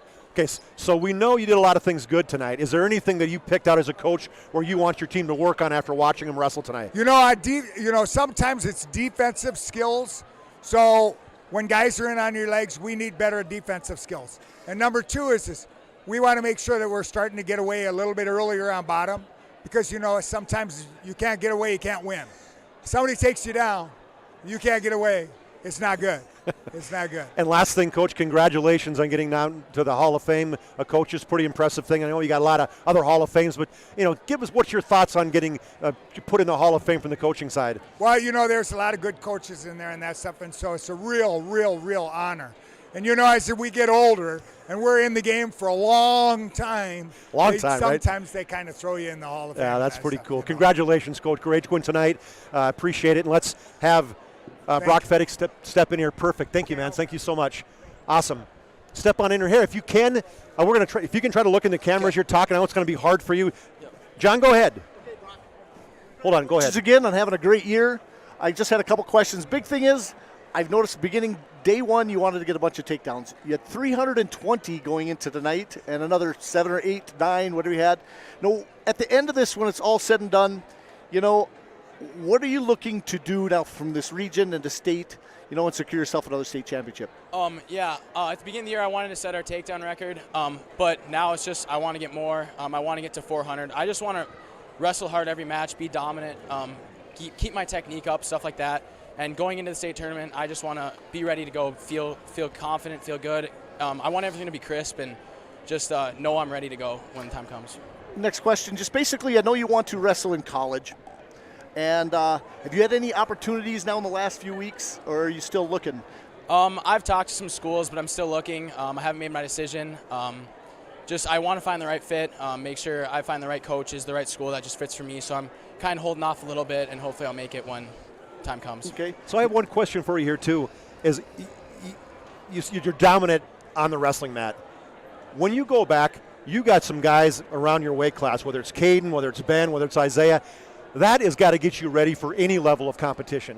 Yeah, we always say in our room that our toughest competition is going to be the guys that we have in our room. It's going to be, we go into every match and it's competitive. Like every time we step out in the practice room, we're going live. I mean, we want to win. We want to, it doesn't matter who it is. And I think that really gets us prepared for kids out here, because we have some super tough kids around my weight class, and competing with them every day gets you ready to where when you step out here, it's like practice. You can have fun, you can be free, just feel good. And I got to ask you, how fun of a season you have on the football side for the Demons? I know you guys didn't finish as you are, but you know, how does that get you ready for this wrestling? Yeah, our football season obviously wasn't how I wanted to go, but just the competitiveness I think really helped get me ready for wrestling, and it also made me miss wrestling more. You know, whereas our team's always pretty dominant in wrestling, and you miss that. You miss being able to just be dominant in something. In football, we didn't get a lot of that. So. All right. Well, congratulations again. You're a wrestler of the night. Congrats. Thank you. Great job. Thanks. All right, that was Brock Fettick is our, I guess he definitely was. You already called. Okay, so what we can do first is before we come back, we'll take our planning team financial advisors post-game show. We'll take one commercial. When we come back, we'll kind of clean things up. We'll go through all the matches, who won, and we'll do our sport clips, wrestler of the game, and then we'll all wrestler of the match, and then we'll do our jobbers move of the game. You're listening to High School Wrestling on the PSP Network. Back after this timeout. Whether you're looking for a full-service financial plan or planning for farm or business succession, Planning Team Financial Advisors is here to help you work toward achieving your financial goals. With locations in Bismarck, Garrison, and Center, our full-service team of professionals are dedicated to helping you work towards achieving your financial goals. Visit us online, planningteam.com. Securities offered through LPL Financial, member of FINRA and SIPC. Investment advice offered through GWM Advisors, LLC, doing business as Goss Advisors, a registered investment advisor. GWM Advisors, LLC, and Planning Team Financial Advisors are separate entities from LPL Financial.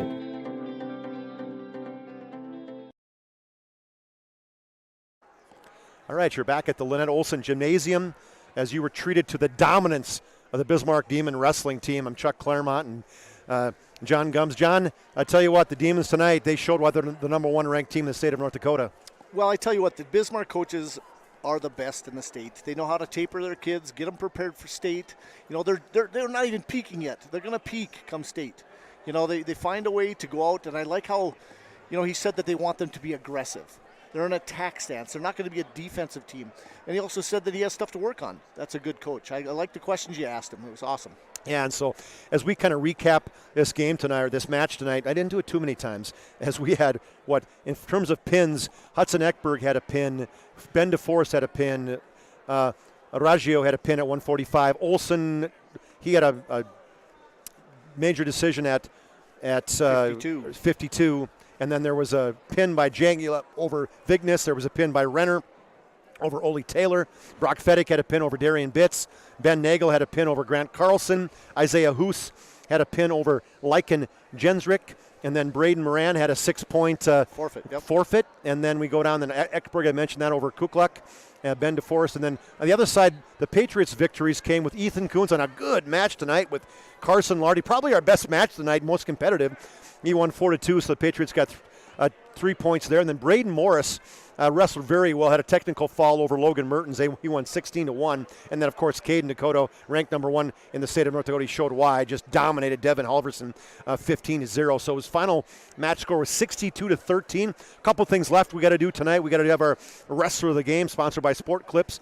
Be the MVP when you go to Sport Clips for an MVP haircut experience. Nothing comes close to making you feel like an MVP, quite like the MVP experience at Sport Clips. Sport Clips is located at 411 South 3rd Street in Bismarck. What do you think? I give it to Brock Fettick. He's just a machine. And actually, Darian Bitts got in. That was the most excited Century got when he almost got a takedown. But Brock Fettick knew how to just control what needed to be done, got it done. And then not only did he get all the takedowns, he decided to pin him too. Finished it off, Brock Fettick, as he is our Sport Clips wrestler of the game, moves to 41-1 in the season. And the last thing we got to do before we sign off is we've got our jobbers move of the game. They focus on the details of the process without ever losing sight of the big picture. Their efficient step-by-step approach to move management keeps everyone on the same page. It includes a comprehensive service of proactive checks, double checks, and ongoing communications that ensure attention to all details every step of the way. Locations in Bismarck, Monett, Fargo, Aberdeen. Find them online at jobbers.com. Move the game. We had a couple almosts, but when it comes down to it, what are we going to come up with? Well, I tell you what, there was a lot of control matches. There was a lot of good, simple moves, but there wasn't a lot of crazy moves that you could say that, that was the best move we saw tonight. But I did think that there was an aggressive move early on a match by Caden Dakota, who only scored 2 in the first, but the guy kind of had a bad stand-up, hop on top, threw a cradle on, and I'd give it to the Century wrestler, Caden Dakota. So Caden Dakota with the Jobbers Moving and Storage move of the game. And last thing, the final segment we've got is PSP Network, some upcoming schedule. Tomorrow we've got boys. We're back in the basketball side as the midgets will take on the Demons at Bismarck High at Carlgard Gymnasium. That'll be the boys and girls action. Girls will be a 5:40 pregame, followed by the boys. And then we'll also have on the PSP Minot side, Jamestown will take on Minot in boys basketball at 7:30. And then Saturday we got a treat. Mr. Domrys will be in the pool, if you want to call it, as a swimming. TD on the call, the Century Swim and Dive meet. That'll be at 2.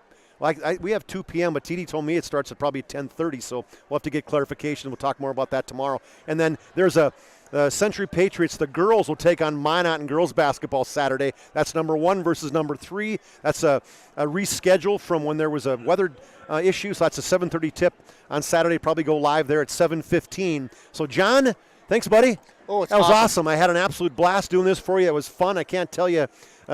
It's exciting to do wrestling, and when you see teams like this, and this is the cream of the crop here from North Dakota. Well, I tell you what, this is only going to grow. It's going to get bigger and better, and you're going to notice that there'll be switches in power as the years go. I really think that wrestling is doing things right, adding the girls. I like that we got to have the flavor of getting those in tonight. A lot of people don't get to see those guys wrestle. So I'm proud of what the state is doing and what the country's doing with wrestling. We have so many good wrestlers in the state. Just get them a little publicity, get them some press, some media coverage, and that's kind of why I do Dakota Grappler also, because wrestlers deserve it. Well, let's do this again. Lastly, folks, thanks to our sponsors, our scoreboard sponsors, BNC National Bank. Our timeout sponsor was Hub International Insurance Timeout. We had Medicine Shop of Bismarck, Tires Plus, Chuppy, Clinic of Bismarck. We also had our post-game show with Planning Team Financial Advisors, our player of the game, our wrestler of the game, Sport Clips, and our move of the game with Jobbers Moving and Storage. Fans repeating our final scores again. In the girls' side, Bismarck High defeats the Century Patriots 30-21. And on the boys' side, it's 62-13. The Demons were dominant over the Patriots. On behalf of John Gums, Chuck Clairmont, and Brandon Beater back in the studio, we wish you all a good night. Have a great night and drive safe if you're driving home. Hopefully you're not listening or you're listening and driving, but we'll catch you on the other side. Have a good night. Whether you're looking for a full-service financial plan or planning for farm or business succession, Planning Team Financial Advisors is here to help you work toward achieving your financial goals. With locations in Bismarck, Garrison, and Center, our full-service team of professionals are dedicated to helping you work towards achieving your financial goals. Visit us online, planningteam.com. Securities offered through LPL Financial, member of FINRA and SIPC. Investment advice offered through GWM Advisors, LLC, doing business as Goss Advisors, a registered investment advisor. GWM Advisors, LLC, and Planning Team Financial Advisors are separate entities from LPL Financial.